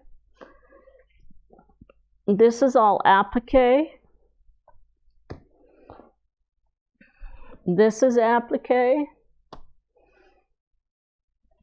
This is applique. This is a C1 fabric, so we're going to put this in a C pile. This is a D pile. And that's a D4. This is a C5B, so that goes under my C1. And this one is a D6. So what I'm doing is kind of keeping these in numerical order here. This piece is all applique. This one is applique. That's applique.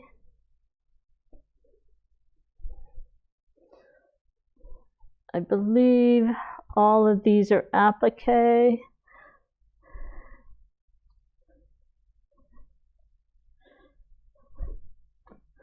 That one's Appliqué, Appliqué, and Appliqué. This one is a D5, so that's going to go on top of D6, and now I have D4 on top of that one.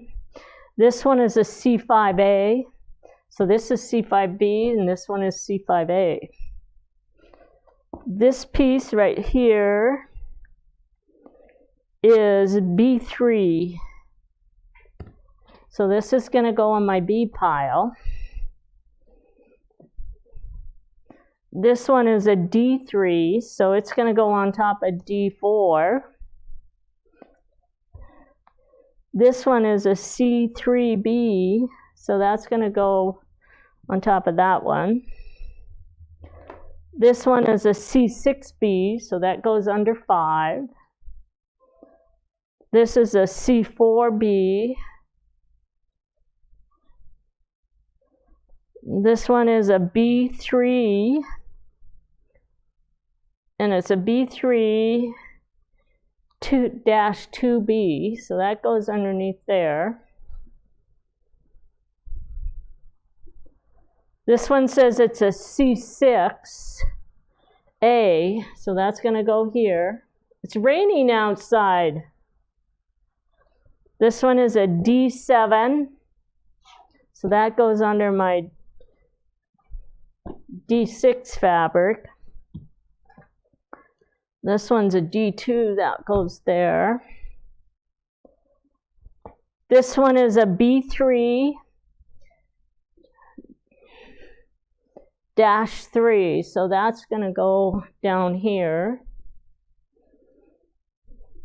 This is C2, so there's C1. This is B3 1A, so that's going to go here. This one says it's C3A, so that one goes on to 3CB. This one is a D8. So that's going to go on the bottom under D7. This says it's a B3-2C. So I have a B3-2B, and so that's going to go under B there. And this is B3-2A. So now I have an A, B, and C color there. This one is D1. And this piece says it's for my binding. Okay, so I'm going to take the binding fabric.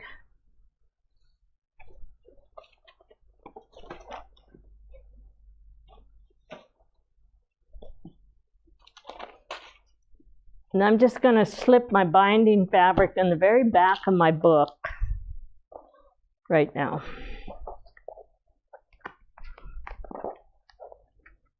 And I'll figure out what to do with it later.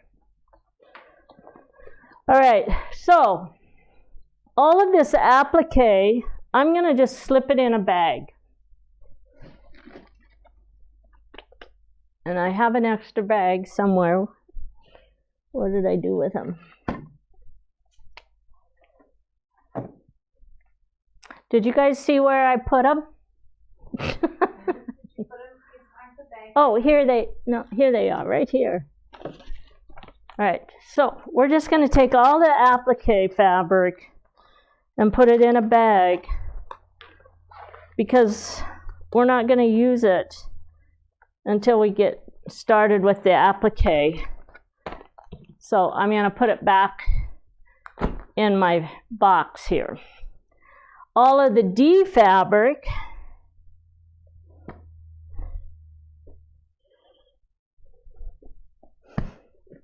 we're going to put it in a bag.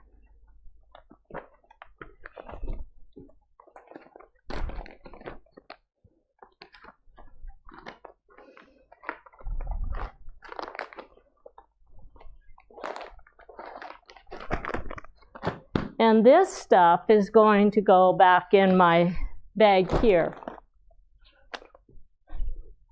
And then we're going to take all the C fabric. And I'm going to fold this one down a little bit more.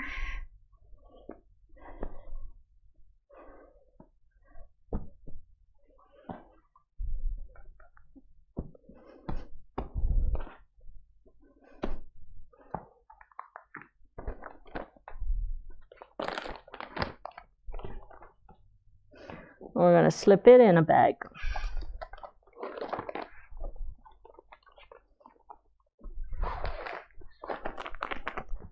Now, if you have some labels, you can label those what fabrics they are, but if you put these little, you can see too from there what it is.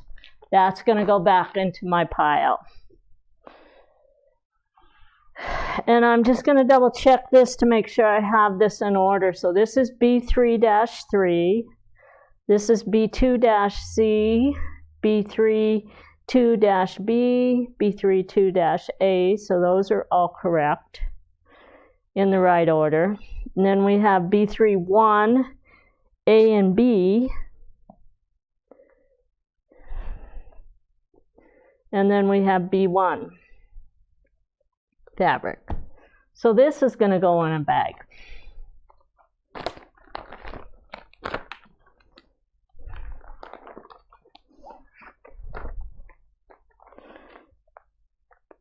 And we're really not going to do anything with this fabric now until our next class. I have it all set up with strips, and in our next class I'm going to show you how to pair all of this up with the foundation papers and the template layout sheets. So for now, we're just going to leave it in my box here. And now we're going to go back and I'm going to show you how to cut out the foundation papers. And we're going to move to a new table. And so we're going to be over there here on our light table, okay?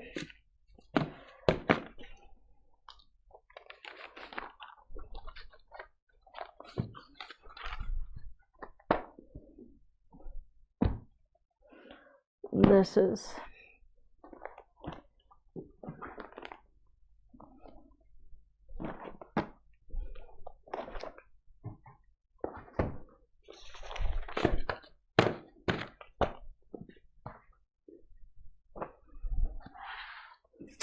let's see, we got to check a couple things and make sure we're plugged in.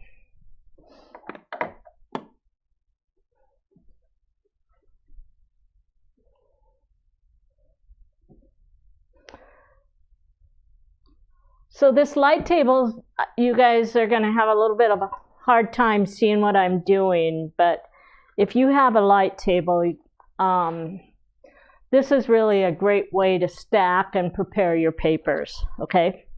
So we're going to start with booklet 2 now.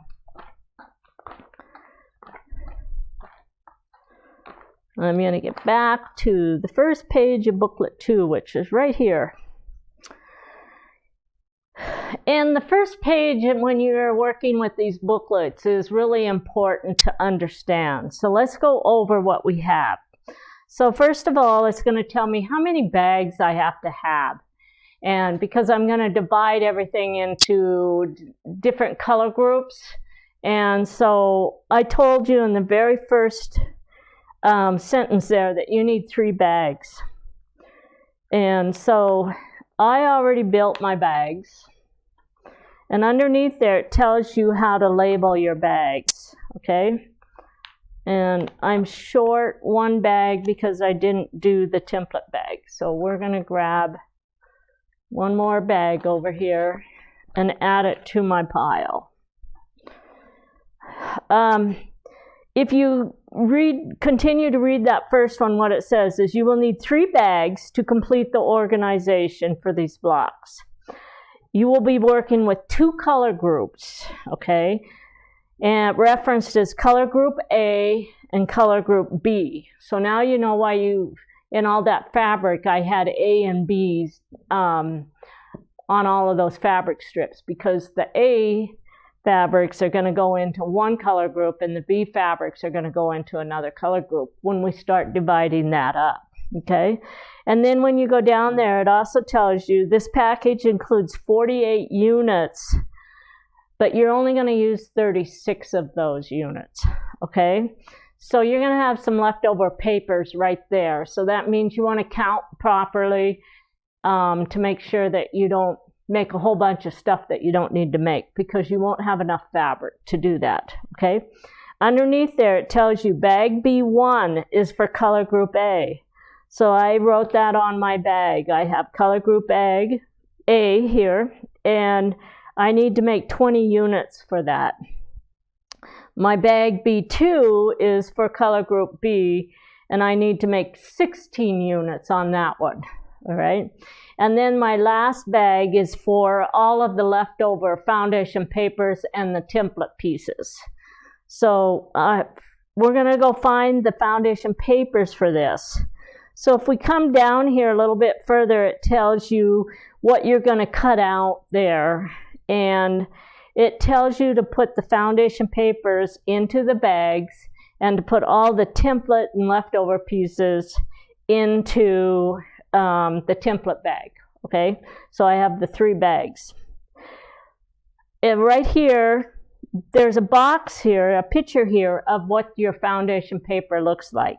It tells you you're supposed to have 6 pages of that, all right? So we're going to go look for NP 871. And I pulled these out,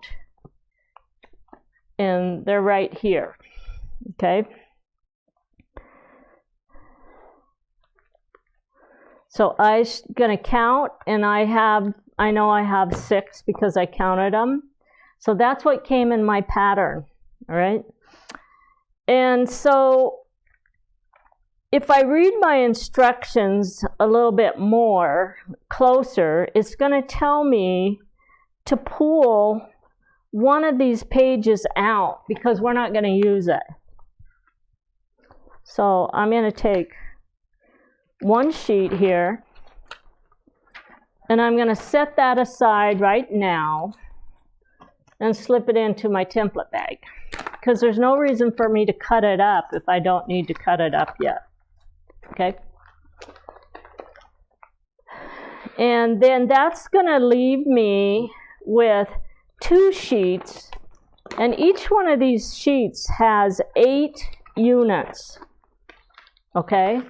So there's 8 of these units on a sheet. So in my B2 bag, I need 16 units.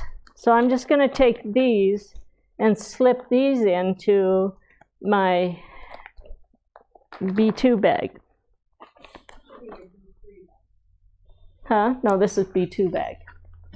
It says B3 on there, so I think you have your...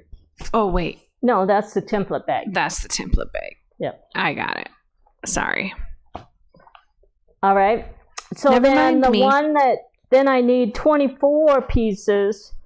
And so on this one, I only need 20 of these units, but I do need, and to get that, I'm going to have to cut up 3 sheets, okay? So I have my 3 sheets here, and this is for bag 1. So I'm going to show you how I do how I cut the foundation papers. I'm not going to have you guys watch me cut the foundation papers for the whole quilt, because you're going to walk through these as we go. And I don't normally cut things up until I'm ready to work on what's in this bag, because I can put all of the layout sheets and all of the fabric right in here. And then when I'm ready to work with it, that's when I sit down and cut it out. Otherwise, I'm going to have all day long cutting out papers, sorting everything. And so I'm not going to show you how to do all of it, but this one has enough that I can teach you what you got to do with your foundation papers. All right. So we're going to take this to the light table. And I'm going to grab some repositionable glue. And I'm also going to grab some flower pens and a stapler. So there's a couple ways you can do this. One of them is I can take these pages and glue them together with my repositionable glue. But if I do that, I don't want any repositionable glue to be on the back side of any of my units. So the only place I can put that glue is in these places that are going to get cut out and thrown in the garbage, okay? That way, after I cut these, there's no repositionable glue on the back of that paper, and you don't want that, all right? Another way you can do it is to use your flower pens and just simply do this like you were doing paper dolls. Just take and find the corners and stack all of it with the flower pen, okay? And I'm gonna actually go through and do both processes for you guys just so you can see how easy it is. But I'm gonna use the glue first. So we're gonna take this to my light table, because on my light table I can see through the light table well enough that I can stack 4 layers of paper and cut them all at one time. So we're gonna take this over here, and we're going to fold these 2 sheets back.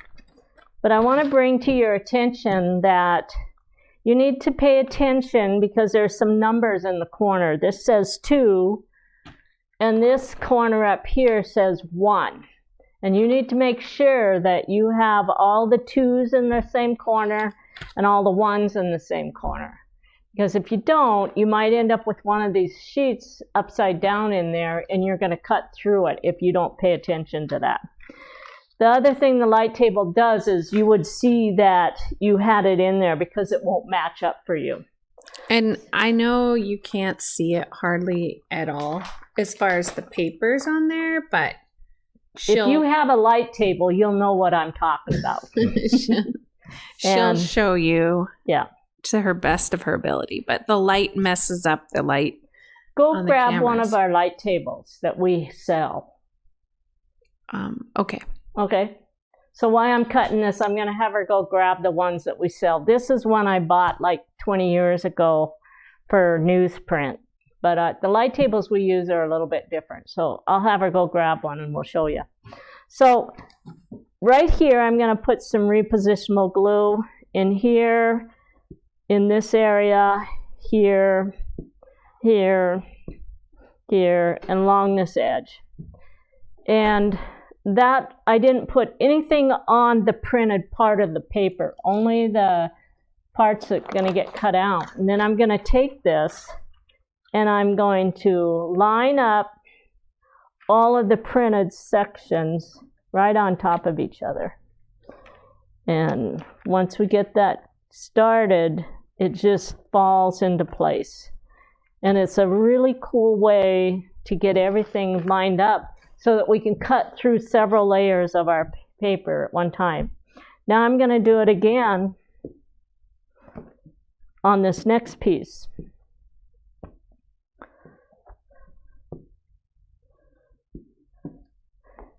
And I can still see through my light table well enough that I can line the next sheet up.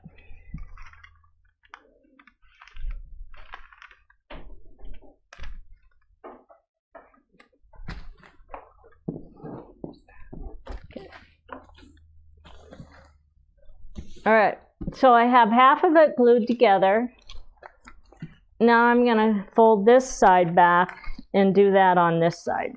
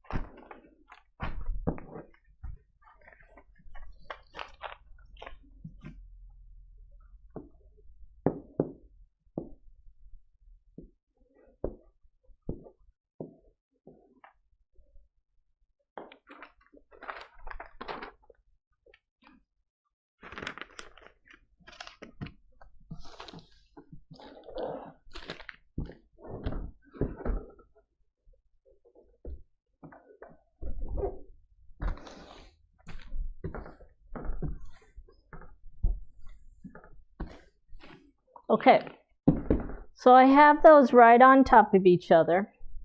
So this is called a Caterpillar light table, and we do sell them here. You can also get them through shops.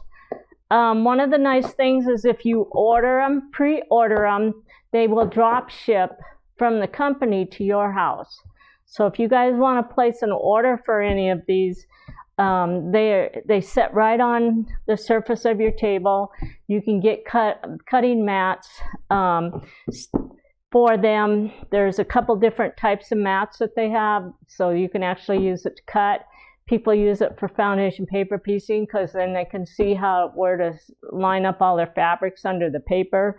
They're really nice, and when I'm working with one of these, I can do a half a sheet, and then I can flip it over and do the other half a sheet, like that. And it works really nice, and I can see through the 4 layers. And it has 2 or 3 light settings on it, so really nice cutting tables. I don't know what the price is, but we can get a price. Judel can put it out there. If you have a shop that carries them, you can go in and buy one from the shop if they have them. If they don't have them, place an order, because once they come back in, and they're out of stock a lot, but when they come back in, they will actually ship it to you, okay, if you place an order. So anyway, they're really nice tables. You can get them in a couple different sizes, but I love the large one. And we can figure out what the price is. I think are these listed online? Yeah. Okay, so you can actually go out and see what they're listed. Okay. All right, so we're going to move these over here, and I'm going to shut the light table off because we're done with it.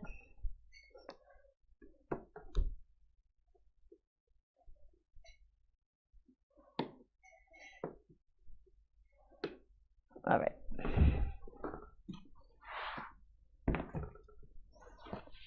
Now, I'm going to take the pen and I'm going to just put this pen right in the corner. So if I didn't have the light table and I didn't want to use the glue, I could pin all 4 corners like this.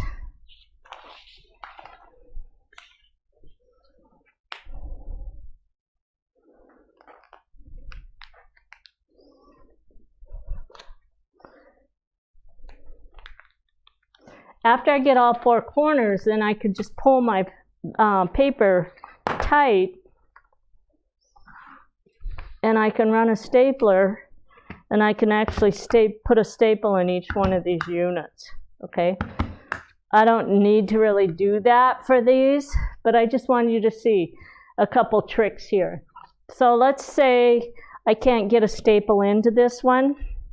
I can actually come in here and cut right alongside of it, and then lift the paper and put a staple into the center pieces like that. And that keeps those together as I start cutting on them.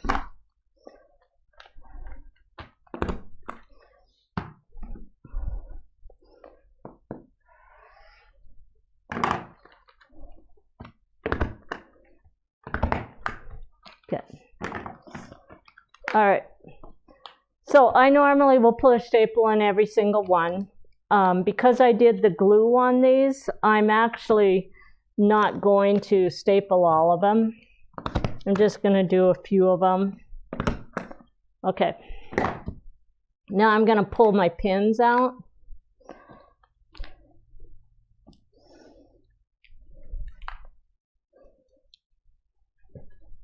And then we're going to grab our ruler. And I'm going to grab my little one that I like so much, if I can find it here. I'm also going to grab my leaf ruler, which is a curve. And the first thing I'm going to do is I'm going to take the leaf ruler and I'm going to cut all my curves first. So I'm just going to take this and I'm going to run this around, and I can move the ruler, and I want to cut those about 1/8 of an inch outside that curve. These are the foundation units.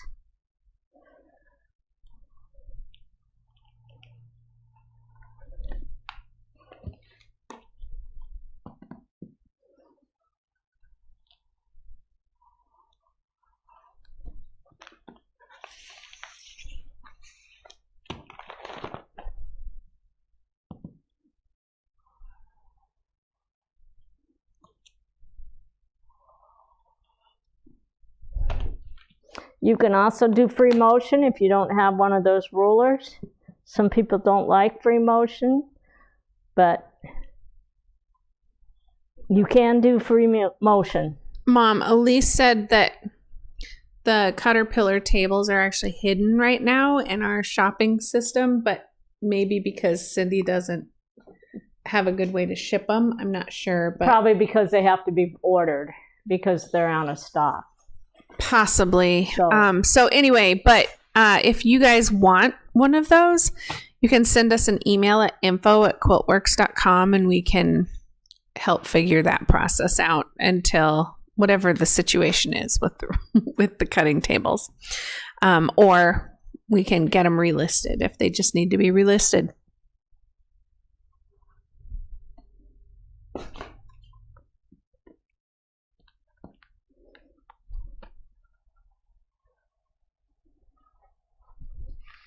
Okay, that's a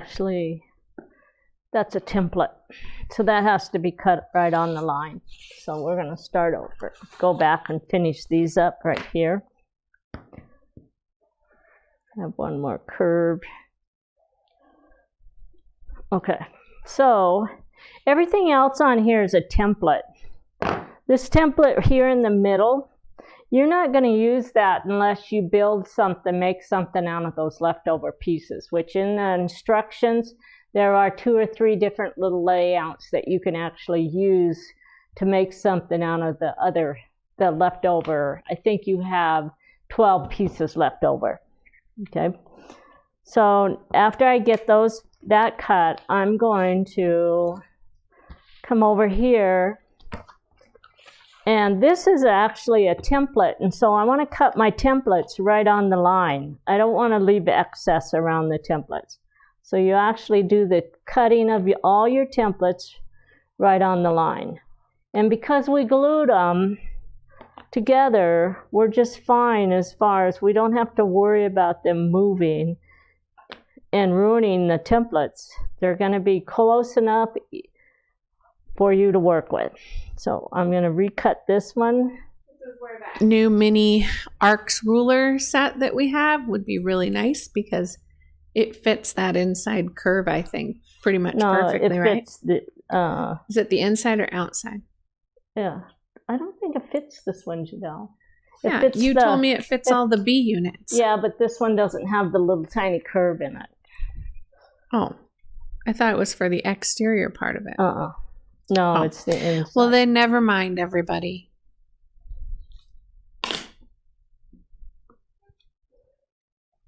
We have several patterns that have this size circle in them, and some of them have a little tiny circle in the middle of them. And that new ruler fits those little tiny circles. All right, so now we're just going to come in here, and we're going to start cutting about 1/8 inch outside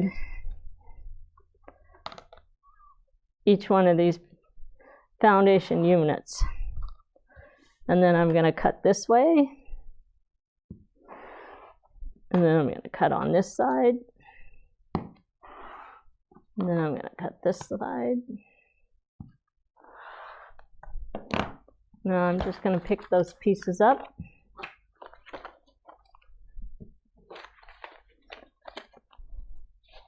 And we're going to stack them. And then we're going to do the next cut.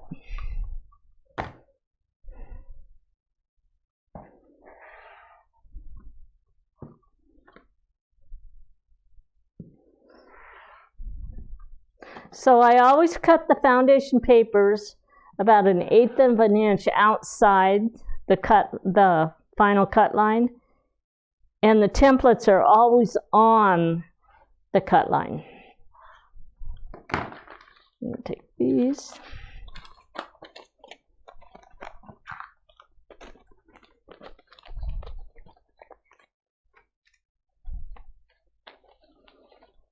So each one of these has 4 pieces in them, or 3. 1, 2, 3. Okay.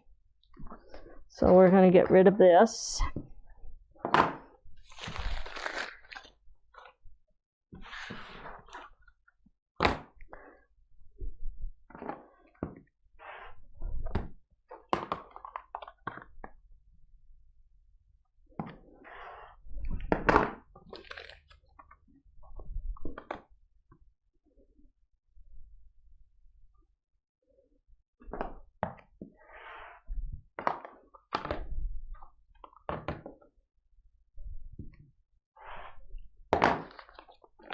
Okay, and in my instructions, it told me that I had to set 4 of these in the template bag, and the rest of these we're going to clip together, and those go in bag B1. That'll give me 20 pieces that go in here, and then these pieces will go in the template bag, which is right here. Okay, so now we're going to finish up with, and we're going to cut all the templates out.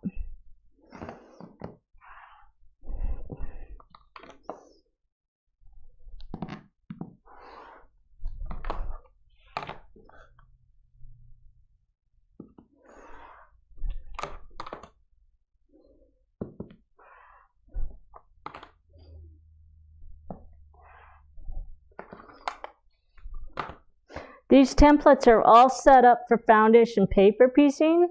So remember, the templates are already a little bit bigger than what you have to have. They're made large enough that they go underneath the foundation papers.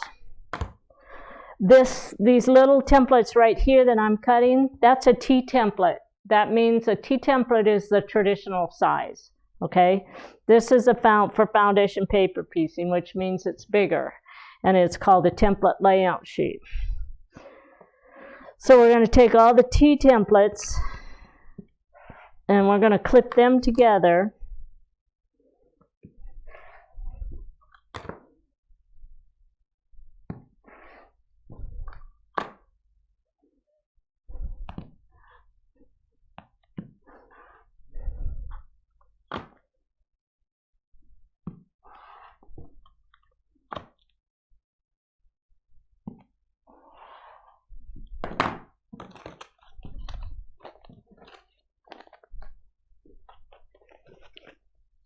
Some of those templates you're actually going to have extras of also. Yes, like you may not need all of need. them. We just put one on a sheet and you may only need one for the whole pattern. Because if you look at your quilt, you only have 4 of those squares. So you don't really need 4 of those templates to cut them all. But because they're all on the sheet, Judy just cuts them all out and puts them where they're supposed to go. But yeah, sometimes we do have extras. And you also might wonder why we have extras of the B group in there. It's because when we print those B group bundles, they get printed in a minimum number of pages of 3 newsprint. So this is a T template group here. In this pattern, we just gave you the 2 bundles of 3 that you needed to get enough papers, and then you'll just have some extra B units left over.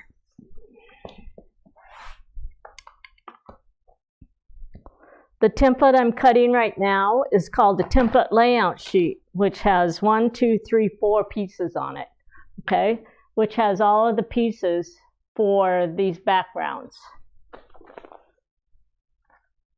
It tells me to put that in my template bag.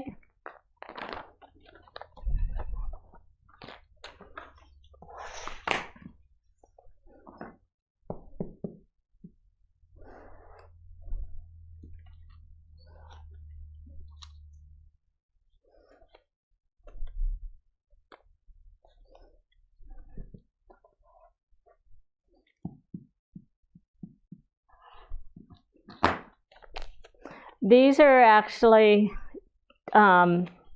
just paper piecing templates, and these pieces are for the vein. So they're actually part of the paper piecing. So if they're not cut perfect, don't worry about it, because you're gonna sew them on and then they'll get trimmed off to the right size. So those go into our bag. I like to put paper clips on these to keep all my template pieces together.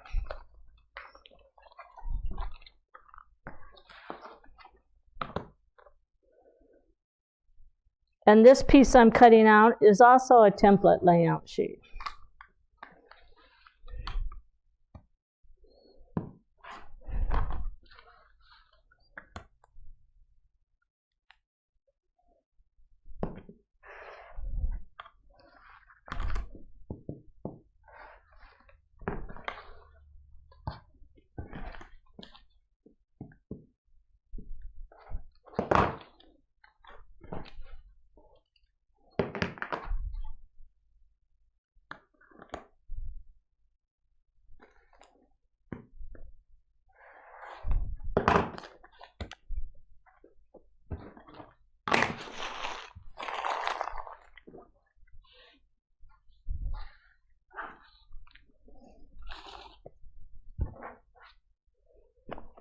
Okay, so now we're going to get into our template bag.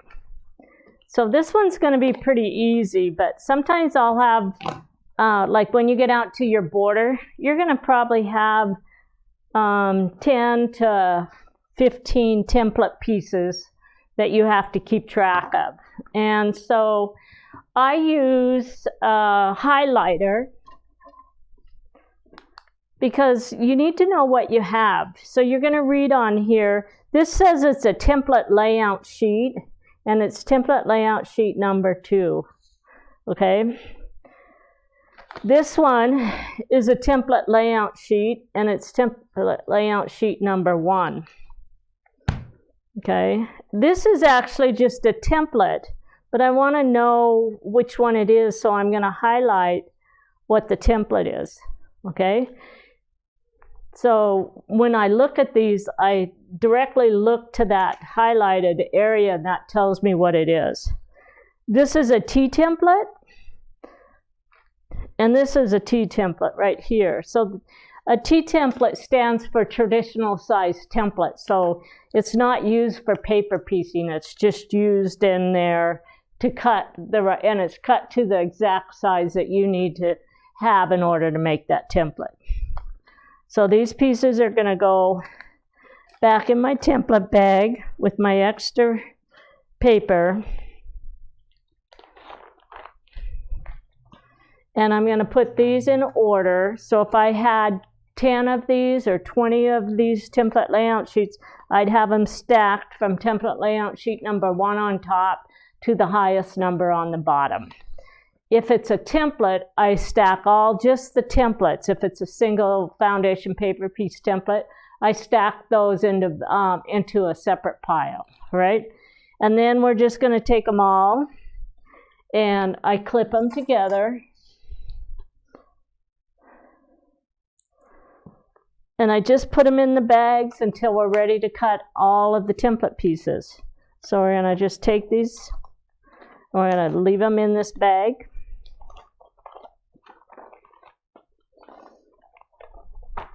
Like that. Now we have our 3 bags, and we're going to slip it back, and I'm just going to clip these together, fold them down, and put a binder clip on them like this, and I'm going to put them back into my bag here for all of my fabric, okay, once they're done. But this is all for group B, all right? You're going to come in here and you're going to have your papers for group D. And so the papers for group D actually are made into a rectangle. Your papers for group E, a lot of them look just like the papers for group D, except that they actually make into a square unit. And so don't get them mixed up. Make sure you cut only for group D.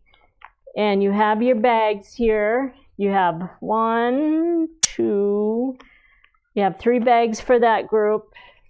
And then I think you have 3 bags for this group. Oh, actually this is bag E4, E5, and E6.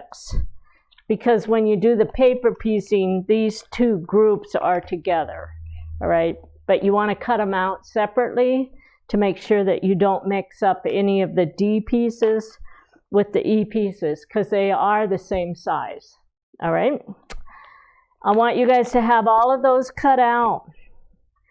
With your applique, Hold on just 1 second, Mom. One thing too, when she says D and E, those are in that center group. Remember, she's just working in the center group. So the outside border also has some D pieces in it. True. So make sure we're not talking about the outside border. Just set that whole booklet aside. We're only working on the center. Yeah. So I'll kind of let you look at this. So all of these circles pieces, those are my B group for the center. Then if you look, you guys can't see it, but I have a rectangle piece here. And this is a rectangle piece. And then out on my border, I have some square pieces and some square pieces. So to put when these are all put together, you have to assemble some of the rectangle pieces onto the square pieces to complete the units that we're actually going to make, all right? And if you're confused about that, you can actually go to page 16 in your instructions, and it'll show you the different groups that you're making in there. So Judel's going to scroll down to that group. It's page 16, and it's right on the top. There, you just passed it. Right there. Oh, right there. So there are the different groups that we have to make. Okay, so the 4 center groups are put into this area, and then you have the border group. So this is a center group right here. And then these are your border pieces that go around those centers. So that's why we have to keep all of that separated, right? So what we have left after you get all those papers done is you have your applique sheets. And these sheets actually are full-size sheets. So when we start doing applique, we actually lay our fabric right onto these sheets, and it tells us exactly where all of these pieces go. And there's some little grid lines printed on them as well. And those grid lines match up to Vanessa's information for the digitized embroidery, okay? So those pages stay with your applique, and then you have a whole bunch of applique sheets that came with that too. And in your instructions, I'm going to go back to page 16. If you look on page 16, it says Wall Applique, Vine Group A, and it has a picture of which pieces those are. And so that's one, and you should have 4 of those sheets. So these are the 4 sheets that match up with that first picture layout. And then the next one is Vine Group C, and you're supposed to have 2 of those sheets. So this one that I just pulled out is actually my Vine Group B. This one, I have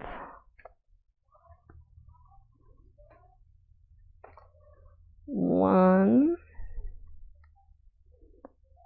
I have 2 sheets of this one, and I have 1 sheet of this one and 2 of this one. So if you'll have to sort these out, but this group right here. There's 4 of those. Then you go over to the bind group C2 sheets, and that's this group. And you can tell by looking at them that it matches up. And so it might not be a bad idea to just write that once you figure it out, that this is group A.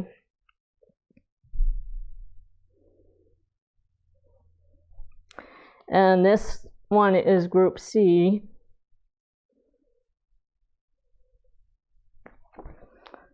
And this one right here is my group B.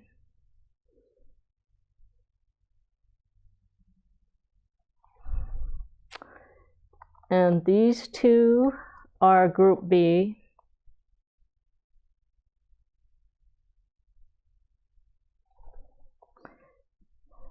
And this one is a group B.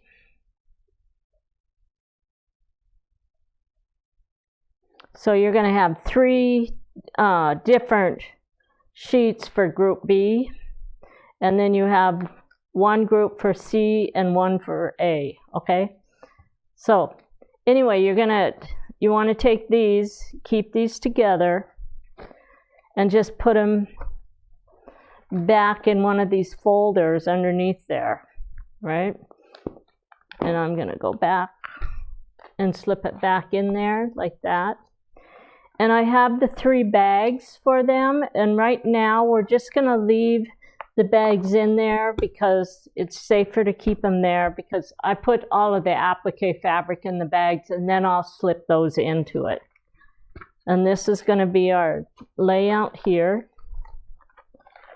Okay, so we're going to leave that in our booklet. Okay, the last thing we're going to go over here is you have another page that you got with your pattern, and it's called LP87. All right, and LP87 are the template layout sheets that cut all of your sashing out right here. And it tells you to put those in bags numbers, actually I think it's bag number 3. It's the template bag. It might be bag 7. I gotta go back to my instructions.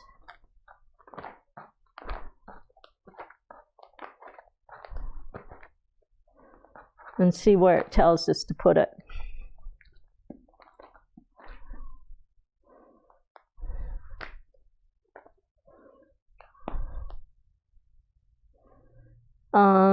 It says in template bag number 7, which my template bag number 7 we haven't made yet because we didn't cut out the pieces for that yet. So we're going to leave this right here, but that will go in bag number 7.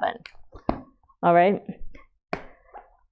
So what I want you guys to do is to go through, get all your fabric cut out into strips. Don't cut all the pieces. Wait for the next video that we do, because I'm going to show you how to pair all of the template pieces up to all of the strips of fabric as we go through all of the different booklets. All right. I'm going to get all of my templates and papers cut out for the next class, and I'd like you guys to have all of your papers and all of your templates cut out and all your bags made, all your strips cut, and then you'll be able to follow me right along in the sorting process to get everything paired up to the right fabric as we keep going through the groups. All right? I think I'm done. All right. Well, there you go. That's all we're going to do today. And let me see. I'll transfer back to myself so you're not talking, or you can see me instead of Mom. All right. So if there's any questions. Oh, someone said, what's the green zipper bag you're using for your fabrics? It's a Yazi. We have some here at the store. Yeah. And I know that those are listed online because we finally got them listed a little while back. But she uses them for all of her projects. But if you have any questions, you can email us at info@Quiltworx.com. And we can address the questions or anything at the beginning of the next video, which will be November 8th at 1 p.m. We hope that if you haven't already been inspired to join us and you tuned in today, that this is something that you might be interested in doing. We really wanted to take some extra time today to go through a lot of those details because we don't always go through those steps. And I feel like it just helps to watch some of that happen. So anyway, we will talk to you guys later and have a great rest of your afternoon.